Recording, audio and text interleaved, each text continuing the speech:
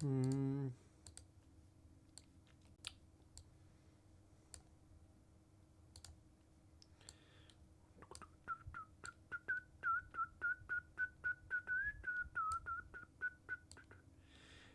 Confi. You're the first person I'm seeing. Don't worry, others. You will be appreciated shortly. Hope you're all having a nice day. I certainly am. Weird to be back to streaming after a little break, but we'll be here in a second. Hello, Scouty Paws. Hope you're good. I'm having a great day, gotta say.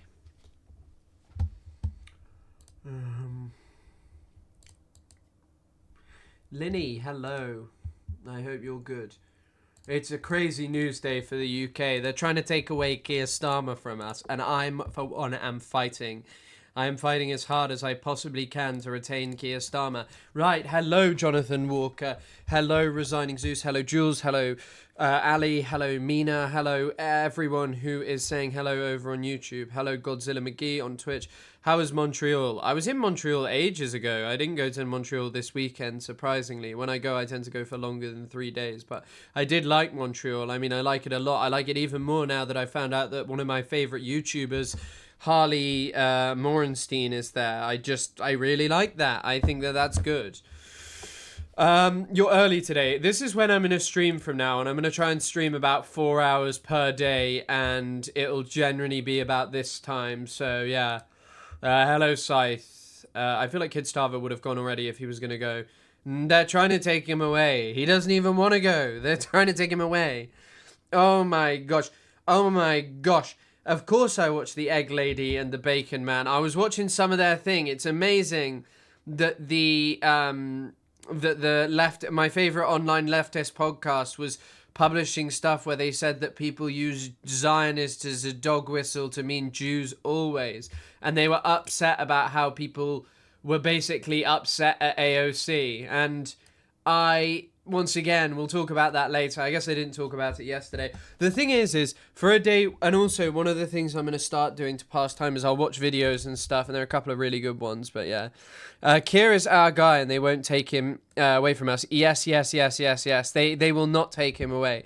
This is the hill upon which I will die. I will make my last stand in favour of our dear, dear, dear Prime Minister, Mr. Starmer. I loved him. I love him more. I love him less. I've been shitting on AOC non-stop for 2 days. Good stuff. Yeah, I mean, I don't know. I guess I'll save most of the talk for later. But I feel like this whole circle of, first of all, these people who are like part of this online Destiny, Loner Box, Hutch, all these people. First of all, they don't like people being that progressive. They're centre leftists at best, basically just centrists, or right wingers even, mostly. Especially on the topic of Palestine. Like, yeah, I don't know. Some Israeli NGO called the Civil Commission for October 7th Crimes, blah, blah, blah, released a 300-page systemic rape and abuse and haven't had the chance to look at it yet. Yeah, I mean, I haven't had a chance to look at it. I saw it came out. Like, look, you know, there are videos of people perpetrating war crimes on October the 7th. They categorically exist. But the thing is once again, anything that was done then has been done an untold number of times to Palestinians post October the 7th, but also before. All of this stuff is just to make you feel like the things that they said is, oh, Palestinians engaged in, like the Daily Mail was like, inhuman violence or some nonsense. The thing is that all of this is just about exoticizing what the Palestinians did. The AOC thing is basically she was talking shit to Marjorie Taylor Greene and wouldn't vote for Marjorie Taylor Greene defunding the Iron Dome is basically what it pertains to. And a lot of people are just kind of... there's a lot of smoke held for AOC, but I feel like people should probably realise that people really don't like the way in which, you know, these people have continually failed, and there's just this major disappointment. Breaking news, a convoy of armoured vehicles full of Starmer loyalists is arriving in London. That is not true, because if it was, I would not be streaming. I would be attending.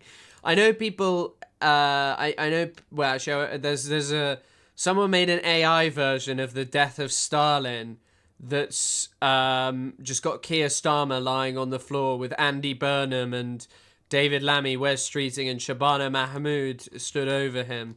It's quite a good tweet, to be honest. I'm not gonna show it though, because I won't show AIR. It's pretty funny though.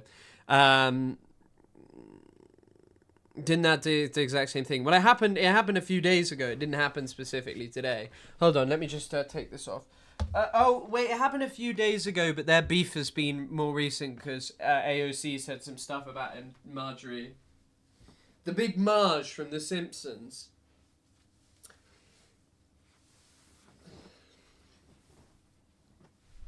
Like, I don't want to get all racist, but I'm not sure you should be appointing a cartoon character with blue hair to be a politician. And that might be what's wrong with the United States of America. Being off Twitter is a blessing. Well, I'm not so sure I agree with you, because you don't get to see all of the content that people have been posting about Keir Starmer today, which has been good to say the least. With this one in particular, how it feels sometimes. This is what they're doing to Keir Starmer right now, by the way. This is what they're doing to Keir Starmer. I know. I saw Mohammed El Kurt's tweet and I thought it was very good.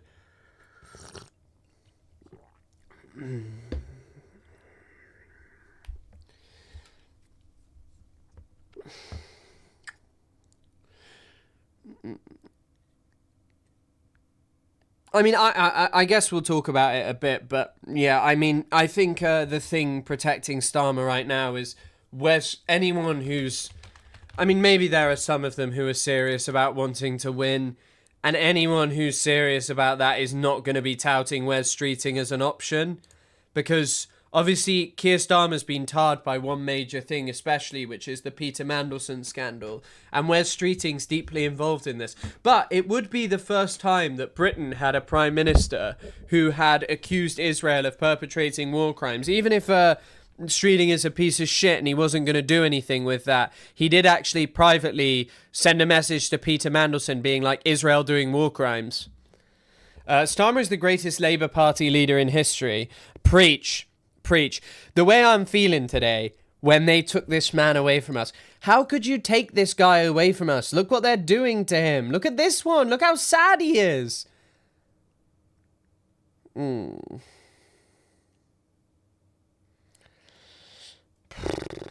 The thing is right now the Greens wouldn't have a chance though.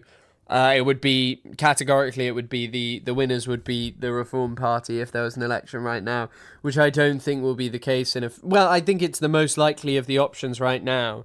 But yeah, I'm so tired of having a new PM every 2 years. Can we have someone competent? Well, this guy is competent. Look how sad he is. He was sad because he was so competent and yet he was taken away. They literally took him away from you. And you're sat here like, oh, I want someone competent. They took this guy away from you. What will happen to the Starmerlings? I don't fucking know. I don't know. Someone else will have to look after them. But yeah, I mean, it's really sad. This is the other thing that's going to happen. Apparently, this is like, you know, that time traveler that people always talk about on the internet. Well, this is what's happening to them currently.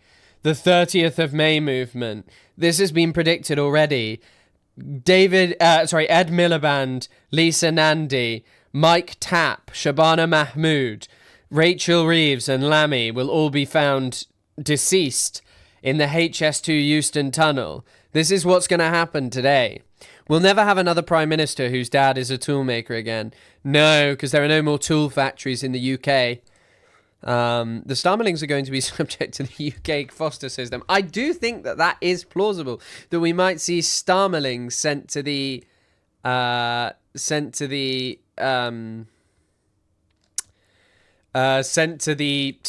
UK foster system.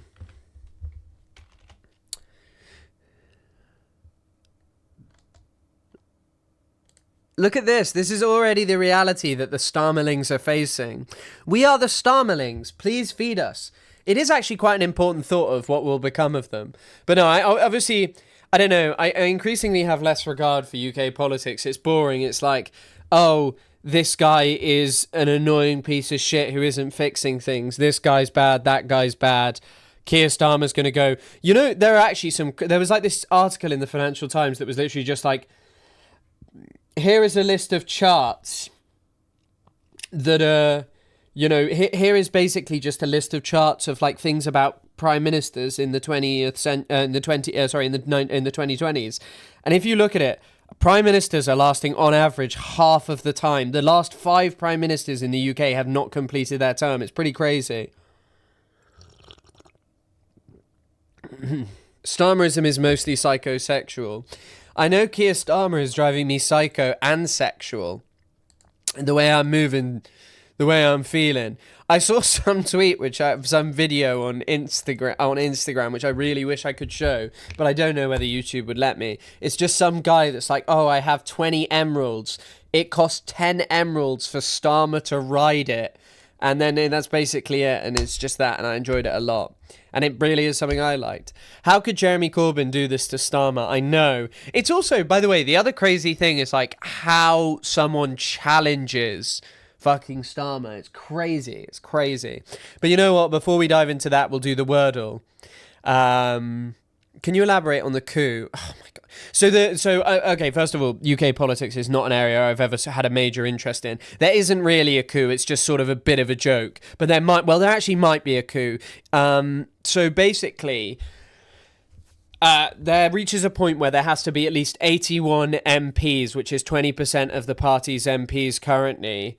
And they have to receive backing from 5% of local Labour parties or 3 party affiliates, 2 of which must be trade unions, and then they're able to lead a challenge. This is basically a revolt. It has never happened. Whenever this has happened or potentially nearly happened, Tony Blair and Gordon Brown are the only people that's ever nearly happened to, and they both just stepped down. But anyway, once it's triggered, the leader basically has a choice of, okay, I'm going to run or I'm not going to run. And then if they choose to run, there's then this thing of all of the Labour Party members, which is like 300,000 people, some people in trade unions affiliated with the Labour Party, will get to take a vote, and whoever wins will become the Prime Minister. That's how Corbyn actually became the Labour Party leader, not the Prime Minister. So the interesting thing is this isn't actually even a British party, this isn't even like a British political thing. This is literally something that pertains to the specificities of the Labour Party. So the Tory party can have like a binding confidence vote to bring an end to a term immediately, I believe. But when it comes to Labour, they can't. So it's kind of crazy. But yeah, well, actually, you know what? I said I couldn't elaborate on the coup. They are trying to kill Keir Starmer. The media, the government are trying to kill the guy who is this guy. Who would want this guy to pass away? This guy is brilliant. He said, he called hostages sausages. I feel like, I was thinking about that because I was wondering if all of you have seen that. Release the sausages.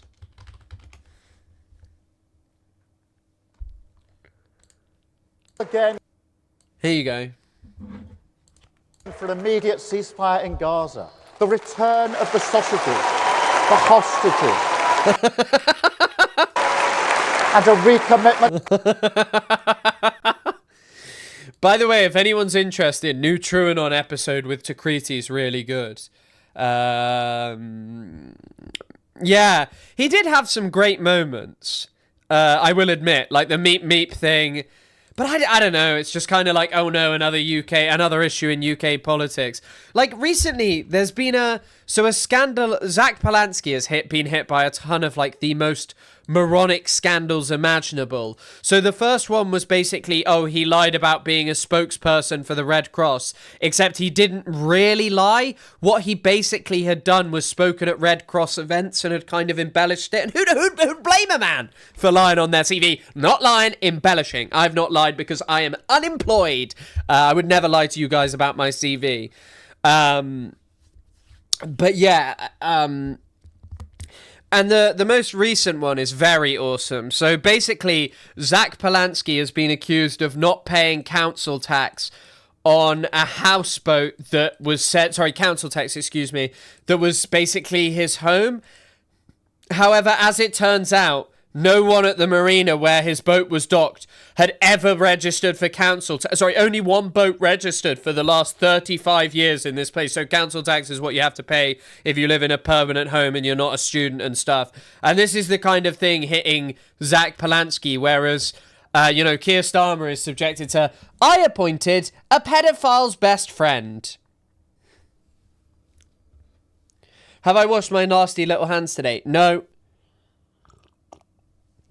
No, I like the Zach Polansky large boobs hypno. For you Americans out there, I was looking at my viewers. You are all Americans. But anyway, Zach Polansky was accused of doing breast enlarging hypnosis. And you know what? If the funny thing is like, just theorizing for a second here, hear me out, lads. When it comes to this, right, so many people have perceptions of themselves that extend well beyond reality. So theoretically, right, if there was someone who had an issue involving their perception of the size of their breast that was causing them a great amount of distress, why would one not advocate for that? Why would one not say, use the hypnosis to make the breasties bigger? That's fine for me. I like that. But yeah, I don't know.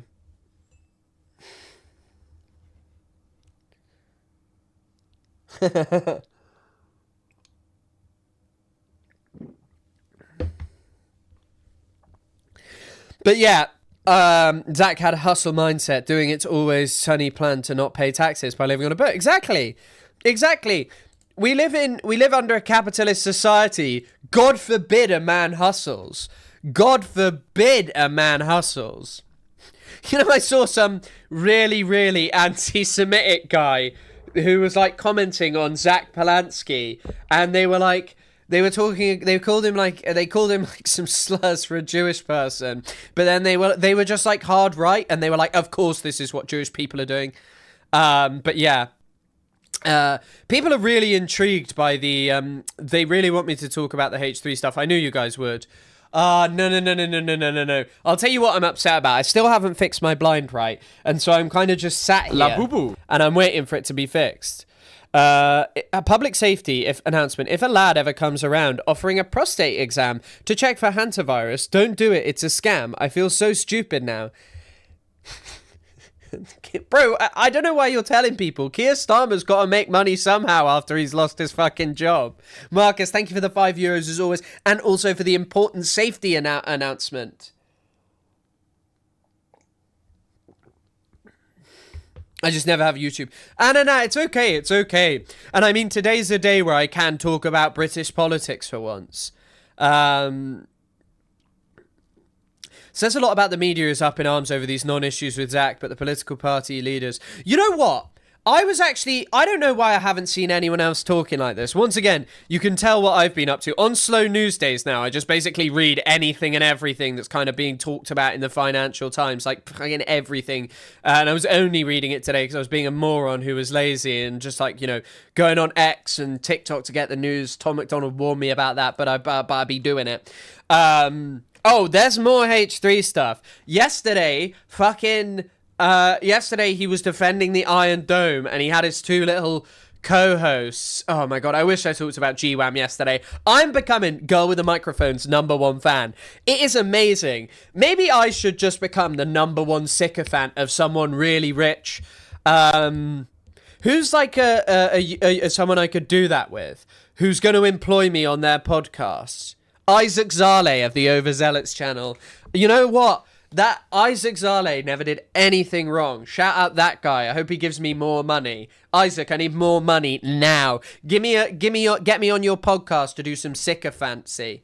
Peter Gill, PM, was defending Starmer, and she was delusional. Today's Politics Live. What's on Politics Live? Where would I watch that? Is that BBC? I don't know where I'd see that. But, sorry. The one thing that was interesting in here, that I haven't really seen is this idea that you kind of know it's true, and when someone sets it out, you're like, yeah, that does make sense. Because she's basically, Gita Gopinath lays out that the answer to all of this is basically that they're all trading on bliss trades, which is a belief written in this era of polycrisis, that the way in which we're going to go forward is these big companies know that they're going to be bailed out by just straight up moronic stuff. Like, look at this one. Europe spent 2.5% of GDP in energy support in the form of broad-based price-suppressing measures when it would have only required 0.9% of GDP, to fully compensate the bottom 40% of households for the entire rise in energy costs. Fucking crazy. You could have just fixed it. We're just wasting money, and then they're like, oh yeah, we don't know why things are going wrong, just because it's all about bailing out big companies. And it is kind of true that the elite of the UK and the elite of America are just making crazy money, and so it's easy. And so it's just easy. Girl with egg. Yes, girl with egg. For your boyfriend. That's a polycrisis. Preach. I know that feeling.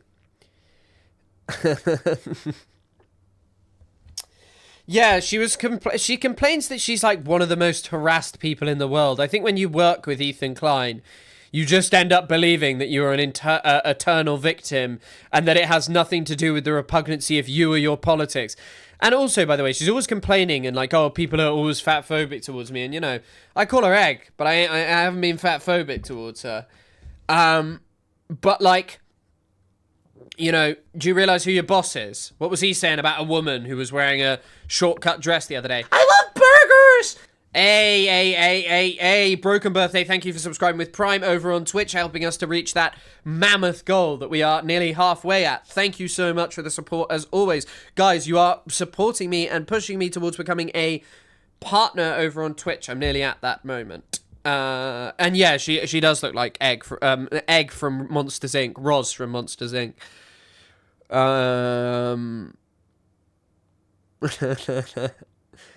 Right, you wanted me to do Gweg. GWAM is unfortunately not a word. What's like a word I could do? Giardia is definitely not a word I can type in, but I wouldn't type that in anyway because it's offensive. Decline. No, you can't do that one. Clout. As in a clout round the ear. Oh! I thought I got it in one. I've never done that before. Oh, shit. Clone. Is that it? Oh, no, it could be clomp. Is that a word? Clone. Cloak. What shall I go for? Cloak. Clone. No. Is it cloak? No! What?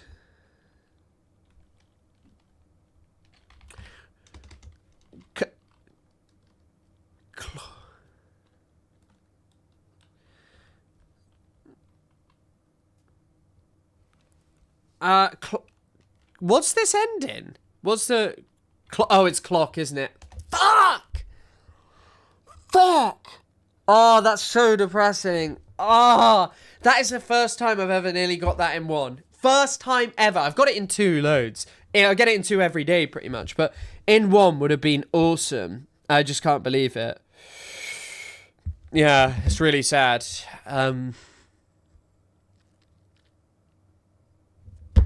Fuck.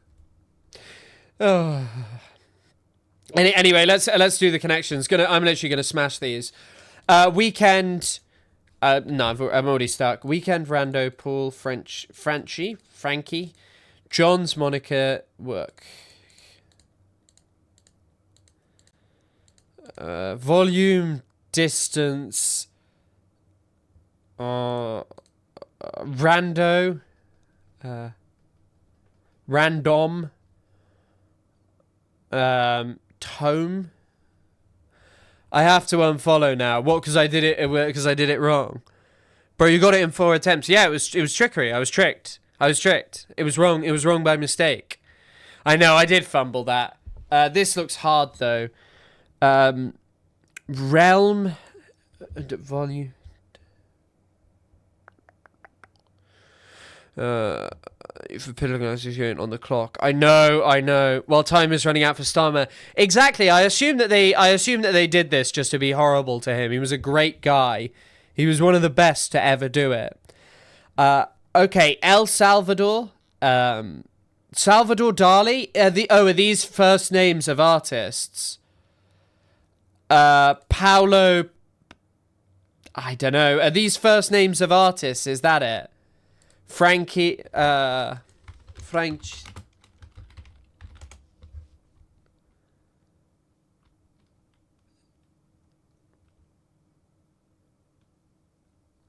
Are they names of artists?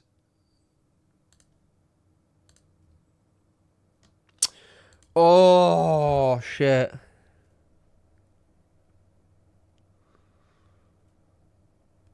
Why is it opus work? What's opus work volume tome? What's an opus?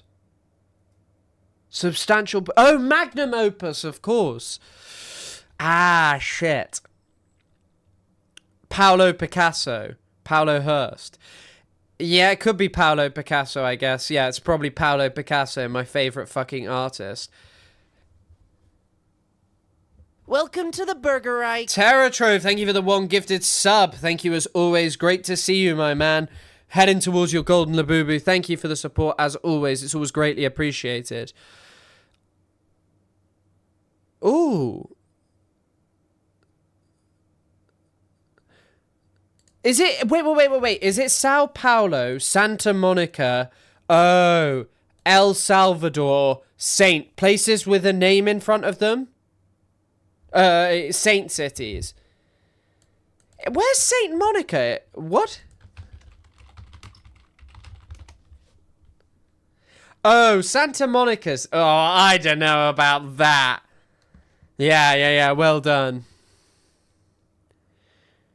Realm, what I be playing every day on Minecraft.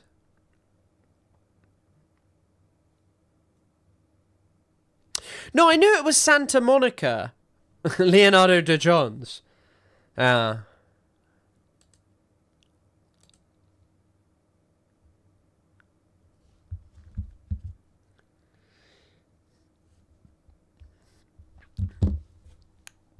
Pablo Picasso was a very short gentleman, wasn't he? Why don't you like other languages, Chris? What languages? What, American? American? Is that the language I'm supposed to not like? That's my language. Jesus Christ, behave. I'm almost at 2.5k followers as well now on Twitch, which is kind of crazy. Okay. St. John's.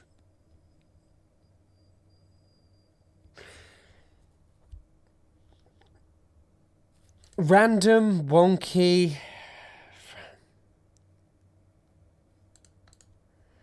Distance division. Oh, shit.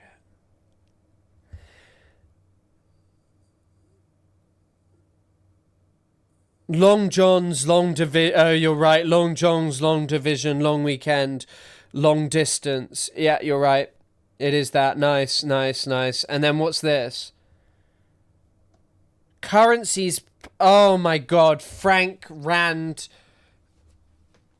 Real? Is one? What? What is a one? A one? Have you played any of the Yakuza games? Nope, because I'm a bigot. No, I've never played any of the Yakuza games. I actually feel like it'd probably be maybe something that a bigot would do. What is a real? Isn't it not spelt like that? I do know the song Pablo Picasso. He was only 5'3". Yeah, I think it's a real. I think it's just a currency spelt incorrectly, because if it was real M, it would be shit. It wouldn't make sense. Okay. Yeah, Pablo Picasso was short. He was really short. He was apparently 5'3", according to this, if the song is supposed to be believed. I know, it's saying he's 5'4" on Reddit. Oh my god, Sartre was apparently really ugly. I mean, actually, Sartre was not a pleasant-looking man. If you just search Jean-Paul Sartre and look at the photos of him, he ain't the nicest of looking chaps, but apparently he was pulling ladies all the time. So fair play to him. You know, if you're worried about yourself, that's what he's up to. So that could be you if you can write a book such as Being and Nothingness, which I've never read, but I have a copy of. Picasso was also a predator. Was he? I've never heard that. Real. Is real a currency? Is it a Spanish currency? Oh, it's a Brazilian real. Ah, I see.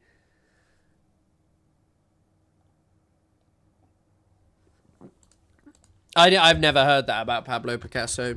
But then I'm not that familiar with Pablo Picasso. Maybe the song is not so awesome now.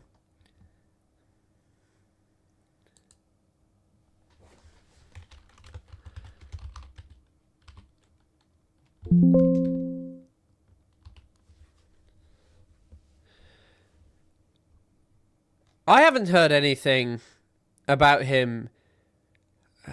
Picasso's...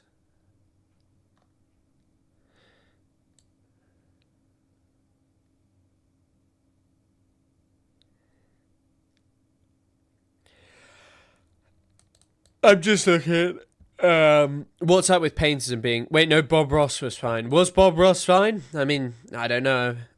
Picasso said women are in their prime around 15 to 16 and are basically useless after their teenage years. Oh, great commentary.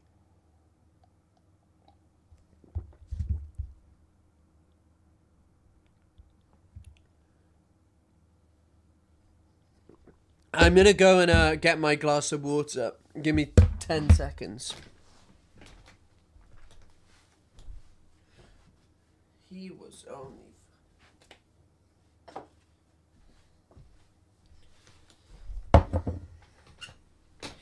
He dated a 17-year-old when he was in his 40s. Wow. Bob Ross was, by all accounts, a lovely man. Didn't he die very young as well? Very sad. Oh, Bob Ross was a veteran. What, a veteran of the Vietnam War? Or the Korean War? Would it be the Korean War? Or World War II? Because if you're a veteran of World War II, like, who cares? Unless you're a German veteran of World War II. And then probably not for the best that you're elected to the American... that you're elected in America. Probably not for the best.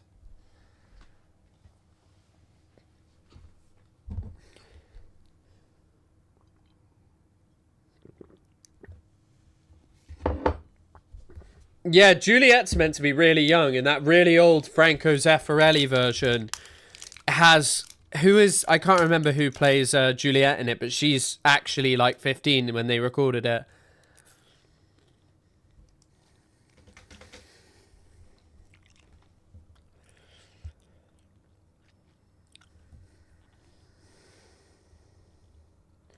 Where have you seen California has 6 weeks of gas?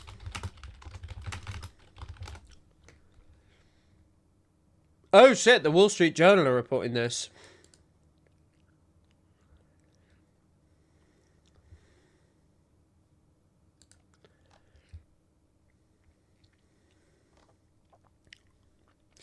I mean, I guess that the people at the top don't care, so they're not going to care at all. Bob Ross was a drill sergeant in the Air Force. Crazy. Hello, Tutu. I can't say that I'm in a war zone. Has Iran struck the UAE today? I don't think it has it? I guess it's kind of been quiet because I'm kind of just listening to... I'm just listening to Keir Starmer currently. Sorry, I'm just listening to what Keir Starmer has to say.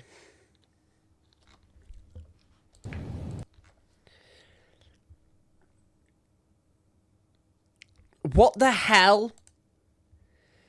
Apparently, if you use Starlink, Israel can reveal your identity.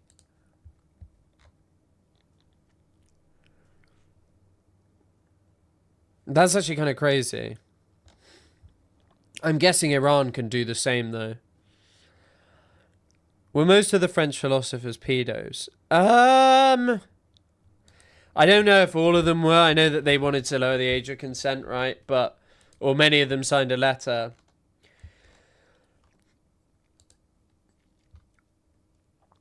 I don't know whether Sartre was, but maybe.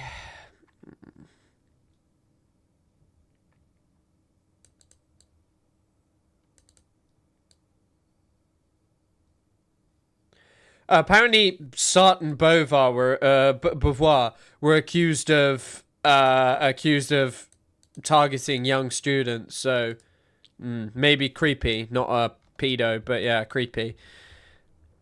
The more disinvented agents for Americans to deploy the Transformers Autobots who are like Optimus Prime early or late in the battle with Iran. I mean, can a Transformer die? Are Transformers like capable of death? Is that something that they do? Because I actually have no idea.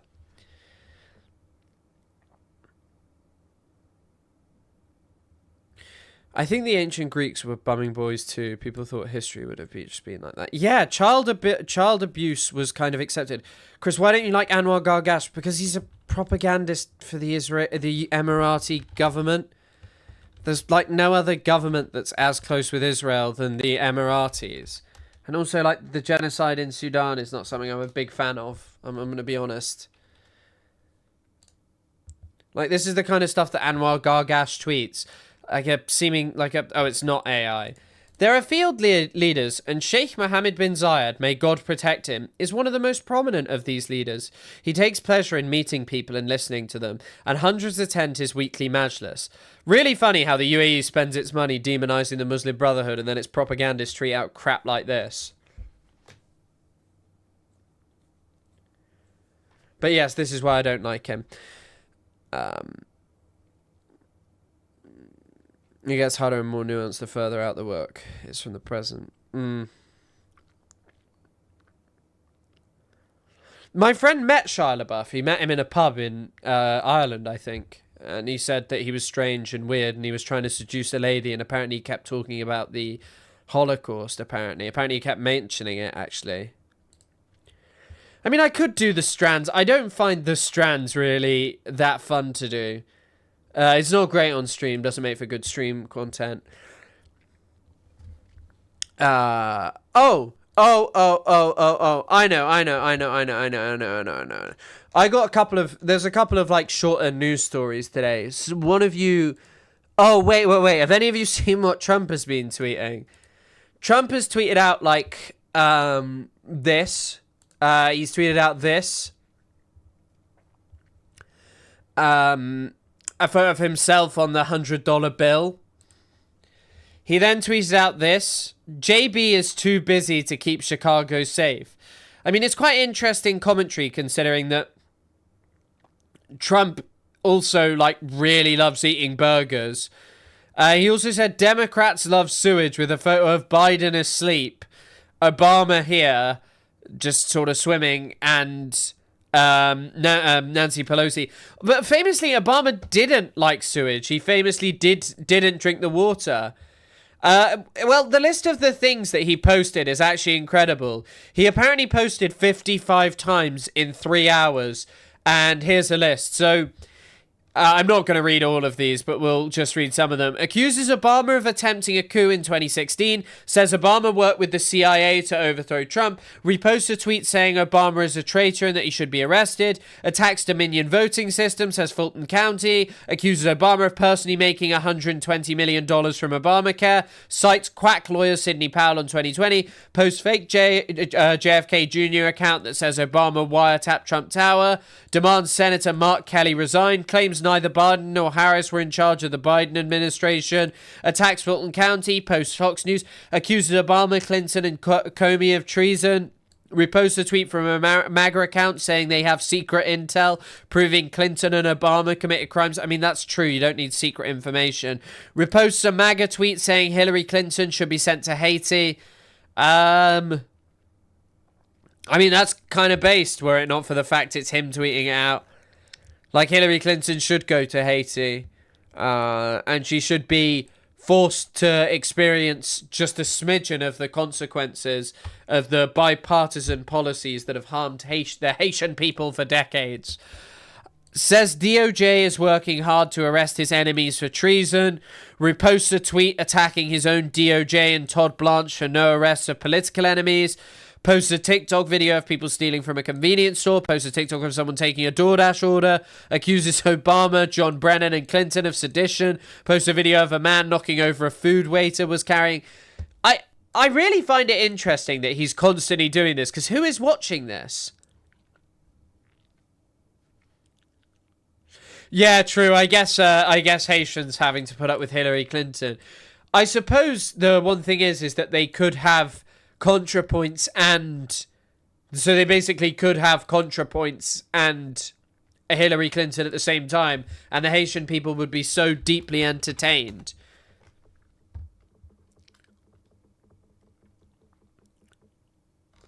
Yeah, Trump is posting flames. Christ almighty. Did he repost a post like this? So, wait, he reposted... Oh my god, look at this. Imagine if you showed this to the founding fathers, and they were like, just like, what the hell is this? You still got slaves then? Slaves are awesome. That's probably what the founding fathers would say.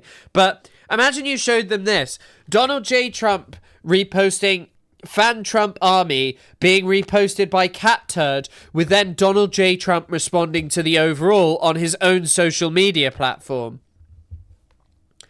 Arrest Obama as a traitor. He also posted this.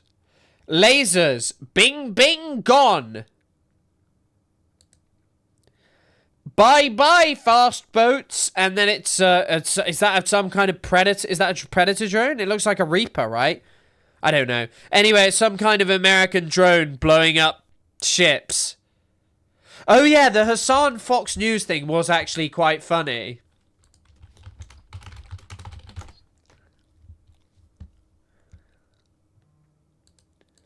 To read, who needs to read 2001 to read, who needs to understand, who needs to read, who needs to understand the sweep, the arc of history, when you can just go for maximum Marxist shock value. Now let's talk about Car Universe 9/11. Why do they put this on? Because I feel like is it because they think that the boomers would just hear someone say 9/11 and just be like, God, that's bad. I mean, I guess that's kind of the viewer base of how stupid they are. But also, I think about like any vaguely cognizant boomer just watching this video and just going, what on earth is he talking about? Car Universe 9/11. No, is this fake? Oh. Cars Cinematic Universe, New York As you can tell it is, because it says, let's Golden Boy, America deserve 9/11, dude. City exists. This is a plane. Also exists in the Car Cinematic Universe. These are the Twin Towers. Now, also known as the World Trade Center. On September 11, 2001, in the Car Cinematic Universe, one of the planes hit the towers. Cars 9/11. And he not only celebrates 9/11, but he mourns the fall of the USSR. Who needs to read? Who needs... I really enjoy this notion of like not having to read when that's pretty much the prerequisite of it. This while I was making my dinner on Sunday and my husband was like, what the fuck? I was laughing so hard. I mean, yeah, if I had a whiteboard, I could be cooking this kind of stuff up. But the major issue now is that I'm waiting.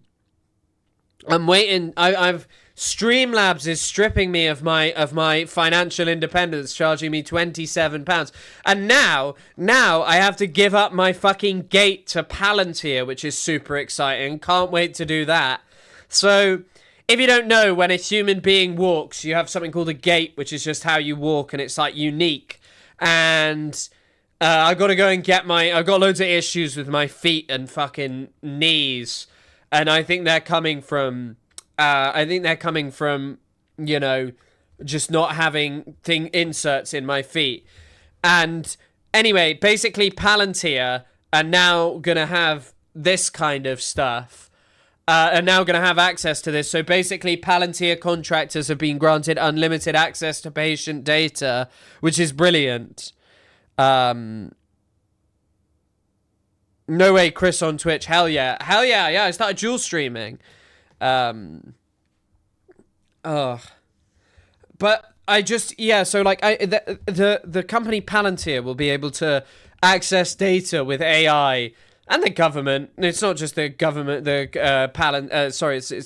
not just it's not just Palantir, it's the UK government, just having access to this that they're going to send to Palantir one day. Basically, so the reason that this exists is fine. It's probably something that the NHS needs to do.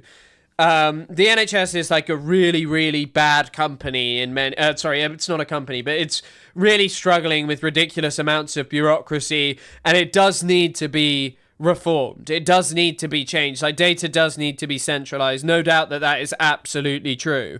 But the problem is I don't want Palantir doing this. And no, I didn't say I had a heart condition last stream. No.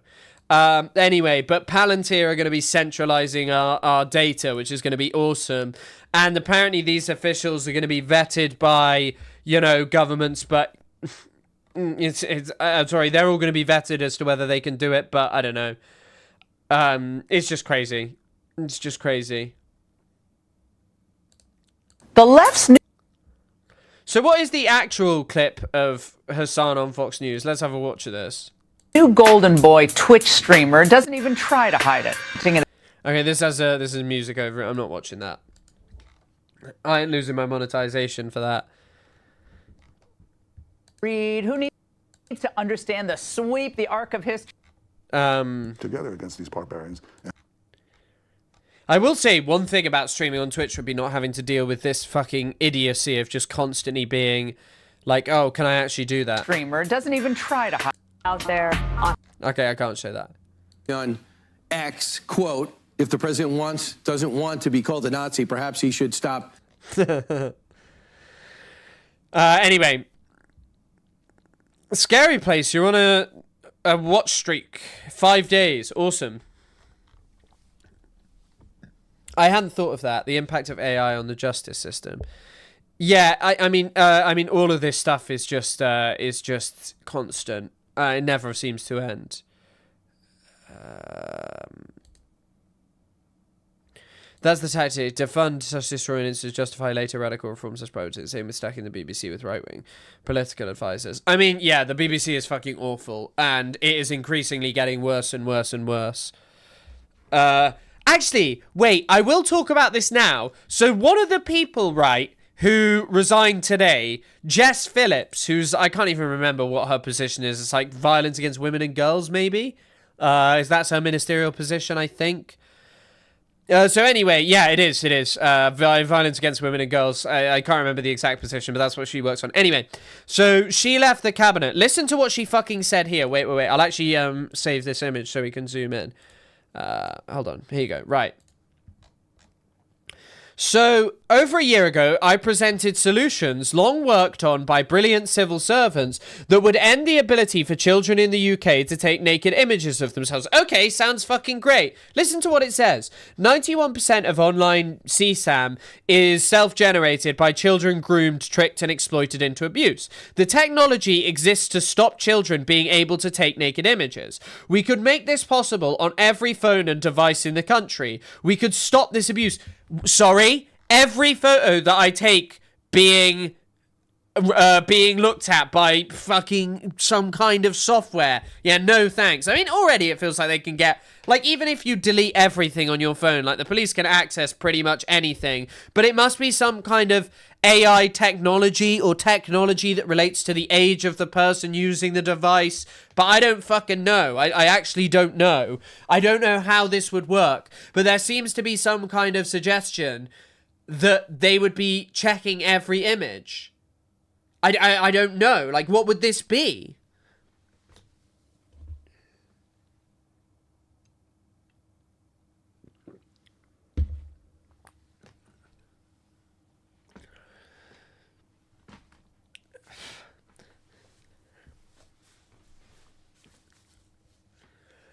Yeah, I don't want AI to scan the Pisha deal. That in digital forensics in college, even if you delete photos, there is a trace. Yep. It's because when data is stored, right, it's basically more like you're putting it, that it's like written onto the disk rather than putting it into something. Like every hard drive, even if you destroy it, can basically be recovered to some extent, unless it's completely destroyed.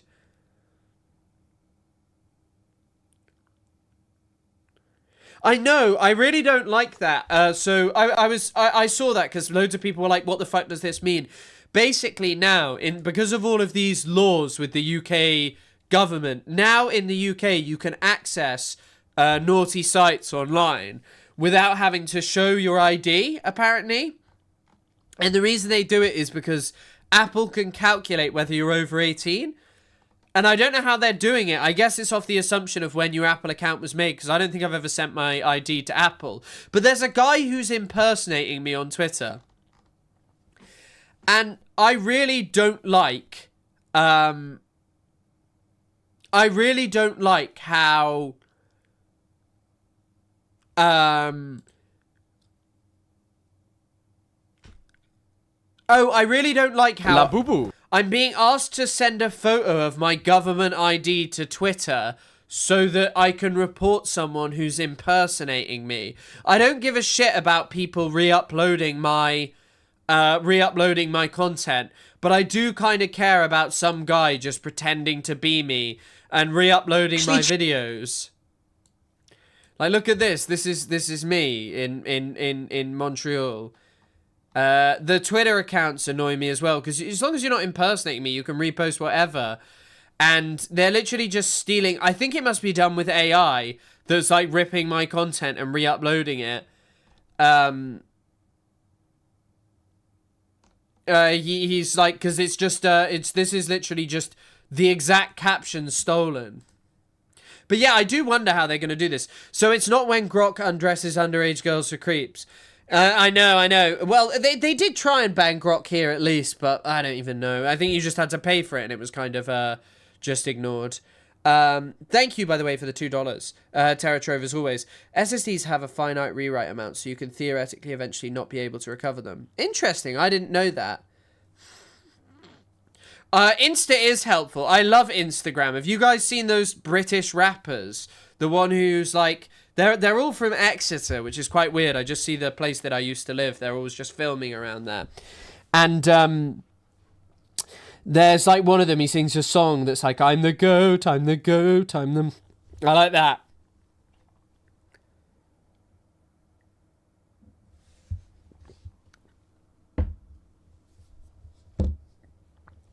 The UK government was also at one point even considering banning VPN. And yeah, I know.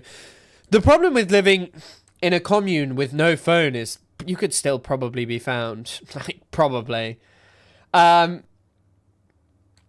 the way, as well, this OSINT account, one of the biggest accounts on Twitter, is just posting vis-a-vis this video of Trump, this photos of Trump saying, bye-bye fast boats.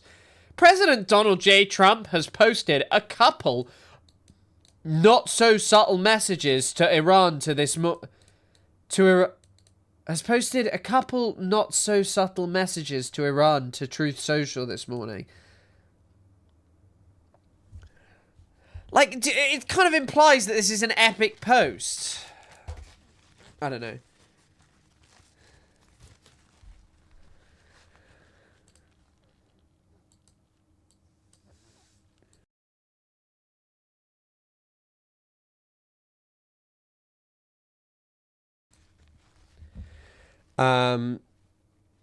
If I had the vaccine, I can be found. Is that so? They just have to... Do you know, someone I know had their parents were really interested in that kind of, like, conspiracy stuff, and they put in they used to have a magnet at the door to check whether they'd had the COVID vaccine, because they thought that you would stick to the magnet, or the magnets would stick to you if you'd had it.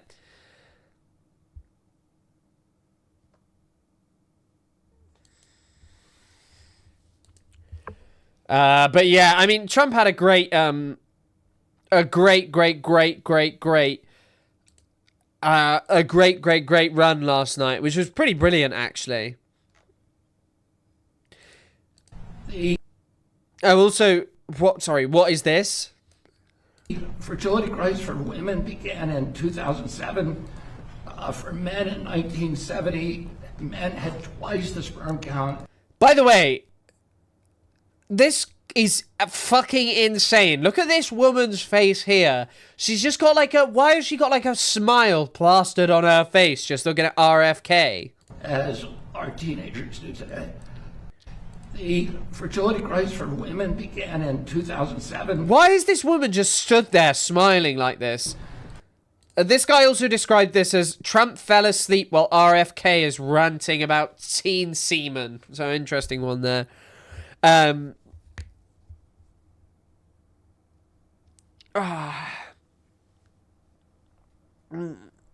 Rough having conspiracy theory parents. Yeah, I mean, the friend's parents believe some interesting ones, like giants ruling the world and stuff at one point or something. So, intriguing one.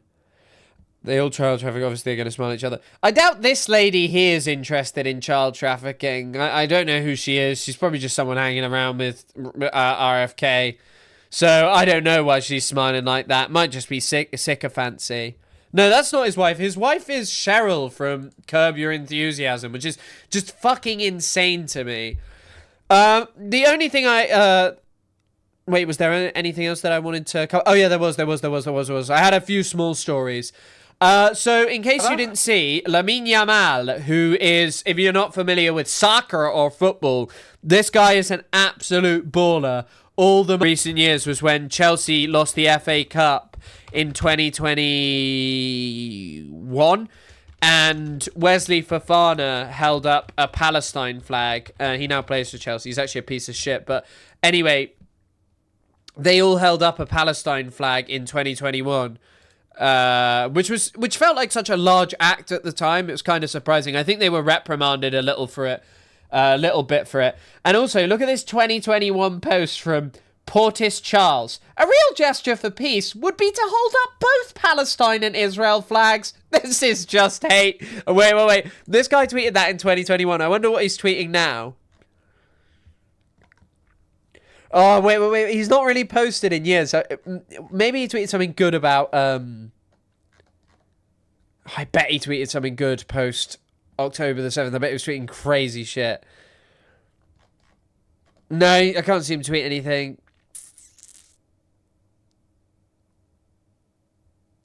He's just tweeting about how Iran wants to destroy Israel. So, yeah, he's tweeting really good stuff. So I like to see that.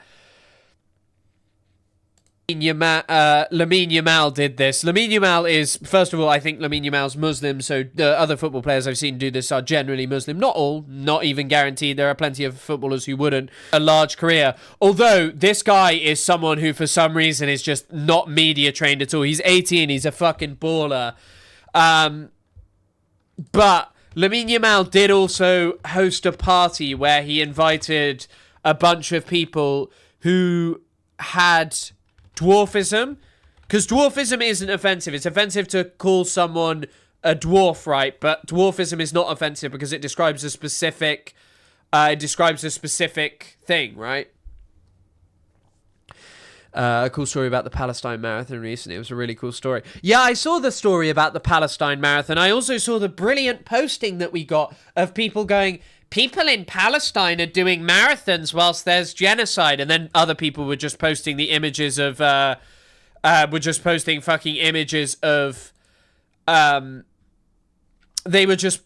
images of fucking, like, Jewish people playing football during the Holocaust, which is of course true. Like, people, you know, you can take photos. It's literally a manipulation that was done by the Nazis too. Yeah, I'm just a little careful on that, because one time, to do with the dwarfism thing, I think I called Hasbullah, I called him a dwarf one time, and someone who was like a disability rights activist, you may have seen them, they play rock, paper, scissors with people, but they have some kind of deformity in one of their hands, and they then whip out their other hand and they record people's reactions to it. They have like one hand that's, like fully formed and the other one has some kind of disability, and they had like a real go at me, and I was like, I apologize, I don't know what I did wrong. I'd actually forgotten what I'd said. It was actually, interestingly, the same stream that I used the word for the British word for a cigarette. Gad Sad said that. Yeah, Gad Sad is like a I reckon Gad Sad would have been a phalangist, maybe. Well, I don't know. Maybe he would have been doing that.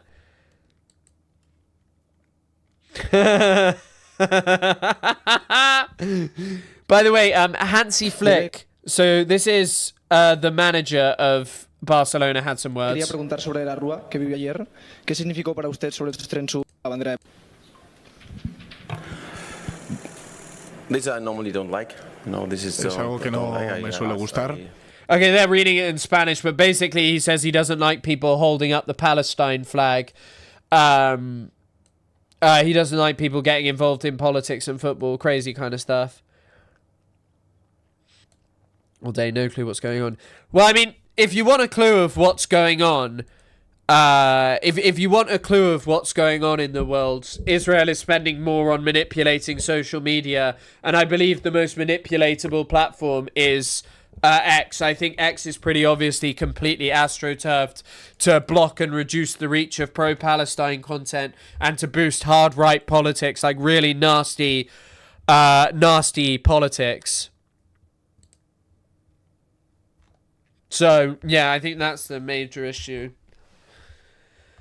But yeah, it's just...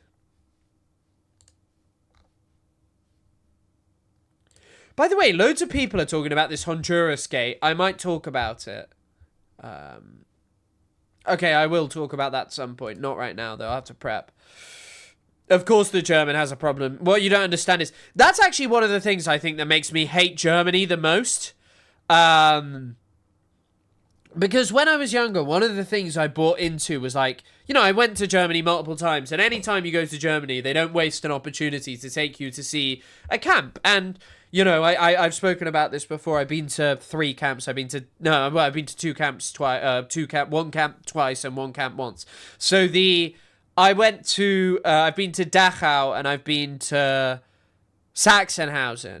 And I found Sachsenhausen way more impactful than Dachau because Dachau was hot when I was there and Sachsenhausen was really cold, and it was just like being wrapped up, and you know, you thought about the experience of people who were sent to death there, and it was horrifying, just a horrifying experience, even though I think Sachsenhausen was not a camp where there was as much like as much kind of death as Dachau. Anyway, but they never waste an opportunity to tell you like, all of our police come here so they don't repeat this kind of stuff. What you have to understand is like Germans really appreciate their history. And Germans, like, there's no lie. Germany has grappled for a long time with its history. There are plenty of, I think I mentioned it before, but there's a Bernhard Schlink book called Der Vorleser, which is literally about this. There's also a film with Kate Winslet, I think, is in it. Yeah, it's Kate Winslet. Anyway, The Reader.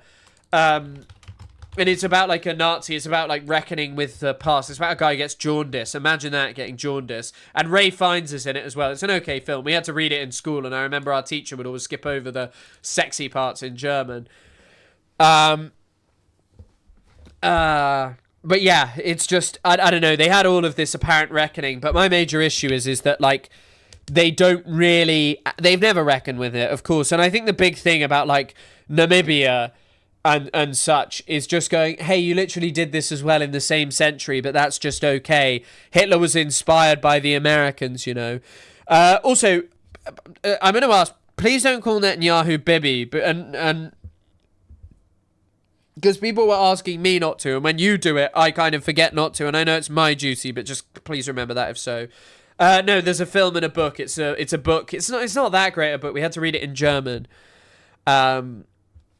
Oh God, you guys are curious. I'm curious about a lot of fucking things. I'm curious the way George was. I'm moving curious. But we'll have to learn. Oh my God, there's a Deutsche Welle has made a video about Honduras Gate. Oh mein Gott! Es ist total schlecht! Oh my God. So there's some kind of Red America Canal Red America Latina is making Lego videos about Honduras Gate. He was president of Honduras. He ended up sentenced. Wait. This is the video they're making. In the United States for drug trafficking. But Trump pardoned him 2 days before the Honduran presidential election. Interesting one. Won't be watching that, definitely. No, I know Deutsche Welle is in, DW is in English, but yeah. Because it makes him sound more relatable. I don't know.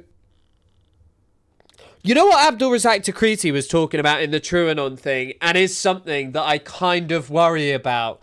Or not worry about, but something I haven't been able to stop thinking about since I was watching it. He was talking about how we need to actually definitely move away from this whole tail wagging the dog conversation, because Israel as a settler colony is not normal, and it may actually kind of problematize using capitalism as like a lens through which to understand it. Because of the way that Israel, there is no sense to any of it, and it's why the Iran war is not making any sense at all. Okay, Angel Shot. I'm not going to be prepared for it today, so I will spend some time looking into it. Maybe Isaac would be better equipped to talk about it than I would. I'll have to ring up Isaac. Oh God, which minister's gone? Which minister has betrayed fucking Starmer now? This is why I go to the gym. I train for shit in days like this when Starmer gets betrayed. I train for days like this. Because his real name's Netanyahu. Bibi's like a sort of endearing nickname. But yeah, I guess it's kind of a criticism of Marxist analysis, I guess. The problem with Israel is none of it makes sense. It is right to say that Israel now is useless. Israel's not the center of power in the Gulf. It's not. In the Middle East, that's the Gulf. Economically, Israel's pointless. It's not a country that matters in comparison to the Gulf. And so I think, like, you kind of end up in this situation of you're trying to explain something through an analysis that kind of just fails. I don't know. Milikowski is his real name. Yeah, I mean, I don't care about using that. Like, I don't care. Basically, every Israeli prime minister changed their names. David Ben-Gurion's real name, I think, is David Ben-Grun. Ze'ev Jabotinsky's real name is Vladimir Jabotinsky. Is it true that Wes Streeting burned down a peg shop, or was it a Twitter? I have no idea what you mean by that. I have never heard that, but I bet A Up Lovely is having a fun day. But yeah, I don't know. I don't think Israel would be so much in the driver's seat if Trump wasn't compromised by the Epstein shit. I don't agree with you, because Biden was obviously not compromised by the Epstein shit. Biden has no relation to Epstein, you know? And Biden has absolutely no relation with Jeffrey Epstein. So why would that be it? I mean, I think that part of it is that actually a lot of American presidents are really, really, really racist. And also, Takriti was talking about something else. And I'd by the way, I'd highly recommend the TrueAnon, even if you don't like Brace Belden, because it is just Takriti talking. And I also have a video, one of the first videos uploaded on this channel is like me talking to Takriti. Yeah, I think the change you might have seen is in permissiveness of this. So there's basically always been this agreed upon thing that the prime minister of the president, excuse me, calls up the Israeli leader and says, right, that's the end. Stop doing this. You got to stop now. Biden never did that. And yeah, I mean, there are definitely staffers, but what he was also talking about to Kriti, he was like, this Israel lobby stuff is moronic, because the Israel lobby is much more than just money. It's a cultural and a historical thing of how Westerners understand the Middle East. You know, of Westerners seeing Israel as civilized like us and refusing to reckon with their own Orientalist bigotries. Epstein clearly didn't want Trump to win the election. I guess 2020 was Biden even in position at that point? Was he the main challenger at that point? I mean, Epstein didn't want Trump to win because of a personal beef. Americans need to stop trying to use Epstein and Trump as a sin offering to absolve their society of responsibility for what's happened to Gaza. 100%. That's what he was saying as well in the thing. Takriti was saying, oh, well, when it comes to this as well, this is America's genocide. And he also was talking about how the American left has a long-standing history of a time to think about this. And it was exactly what Kaplan was talking about, how loads of Americans were like, oh, I'm a leftist, but I actually think that I can openly talk about displacing hundreds of thousands of Palestinians. And it was fucking good. By the way, Takriti is like a titan of this. And the way he phrases things, when he was just like, and I think that this comes from a lack in my own ability I didn't learn how to debate this. Like, my way of learning about Palestine wasn't learning, here's a point. It was trying to actually understand Palestine and colonialism. And one of the things that I have a feeling about in Palestine is knowing about the ancient history and stuff. And he was just talking about how when people Jewish people were expelled too, they were expelled from Jerusalem. There was a whole rest of Palestine at that point. I'm sorry, the fact that you believe that people from Eastern Europe have this right to come over is just insane. And the fact that Europeans weren't the ones having a reckoning with yourself, and you're like, well, where did you expect them to go? I don't know, maybe the people, maybe to the places that the people who had participated and aided and abetted their extermination, maybe they should have dealt with it. It's entrenched evangelicalism. Well, Biden was a Catholic, right? And I don't even know if the religious thing is the best way to explain it, because Trump is not a religious figure. What is the source of U.S. Zionism support? So, a lot of people initially kind of liked it because they saw it like themselves. In the 1940s, this is what Kaplan claims, at least in her book, Our American Israel.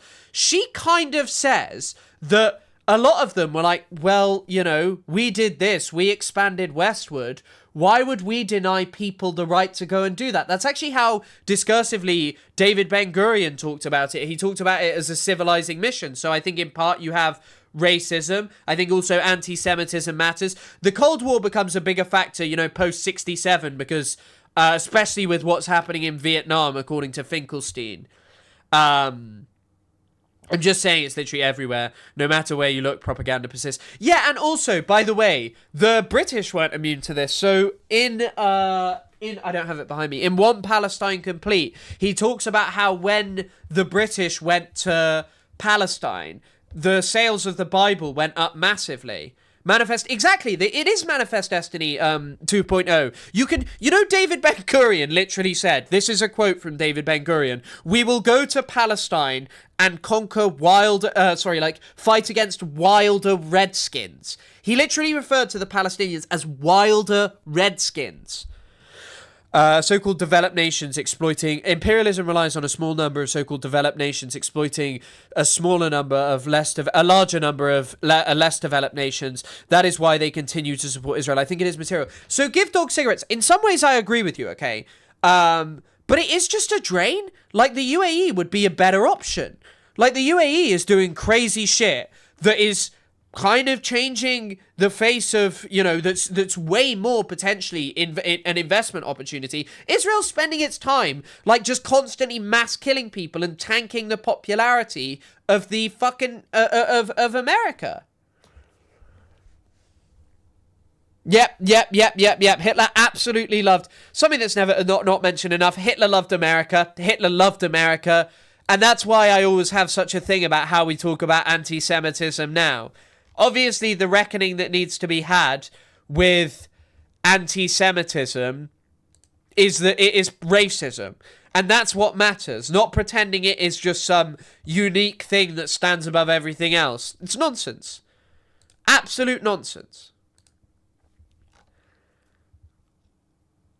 Their goals aren't sustainability. Whose goals aren't sustainability? But I appreciate the short-term profits thing, but there's more short-term profits in the UAE that aren't sustainable either. The real economic power base in the Middle East lies in the Gulf, right?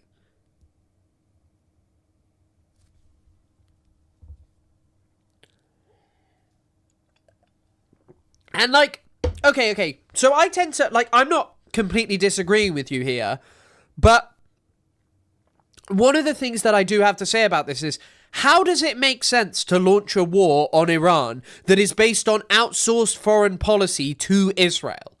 Like, how does it make sense? Because short term, that is really bad. But then I guess one might say, well, the US government and the large firms, have basically seen everything as a new opportunity to do looting. Like, just to do looting. That's kind of what it is. Like, the rich and the elite are just kind of looting. The current ambassador to Israel, Huckabee, is something else. What do you mean? Huckabee's a totally normal guy. What do you fucking mean? I'm worried about you, Valorath. That is not acceptable. Because this guy is just, this guy singing Sweet Home Yerushalayim is, Sweet Home Yerushalayim is totally normal. I'm the Goat Rapper song about Epstein. Yeah, I do know that. These people get a bag and start touching children.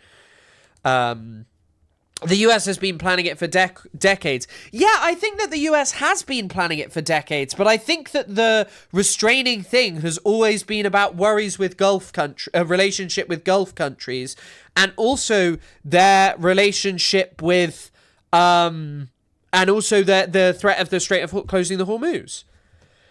I think someone described Israel as a colonial outpost that creates instability and chaos in the Middle East to shape the region as you see fit, and never allow the people to benefit from the resources from their land. I think Mao said that, I'm not sure.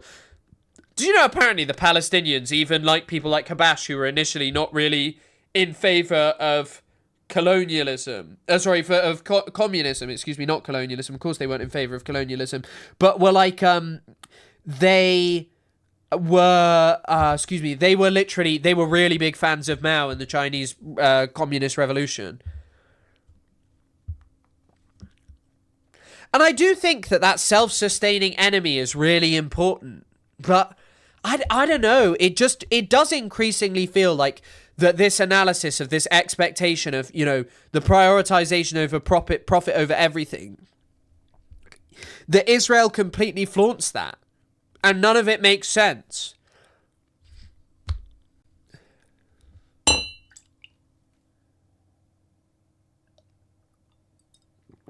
Israelis are also whiter. How do you mean? Because you should remember, actually, Israelis can't be colonizers because they ain't white.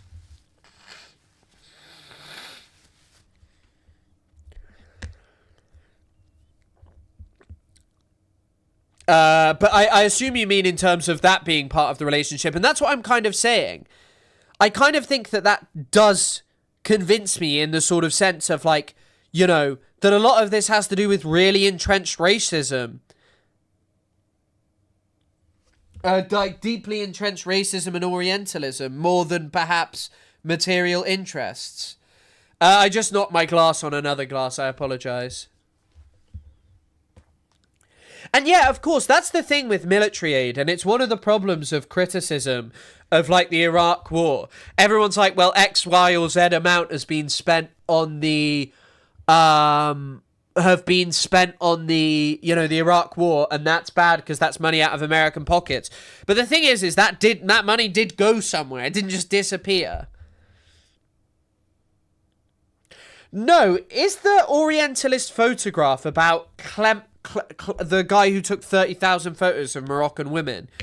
It's always the obvious goal that the goal of Israel's creation was to create a Western vassal state aimed at destabilizing West Asia in order to prevent Botswana from becoming Europe's economic competitor, the same way apartheid South Africa and Rhodesia. Yeah, and I perhaps you're right about that, and that's maybe how it fits in, like, the logic of capital, as you were saying as well. Give dogs cigarettes, of like in terms of maintaining power relations. But the only thing is that runs counterbalance to that, and I'm just positing some stuff here. It's kind of this issue of the Gulf is taking over from Europe, like as an economic competitor.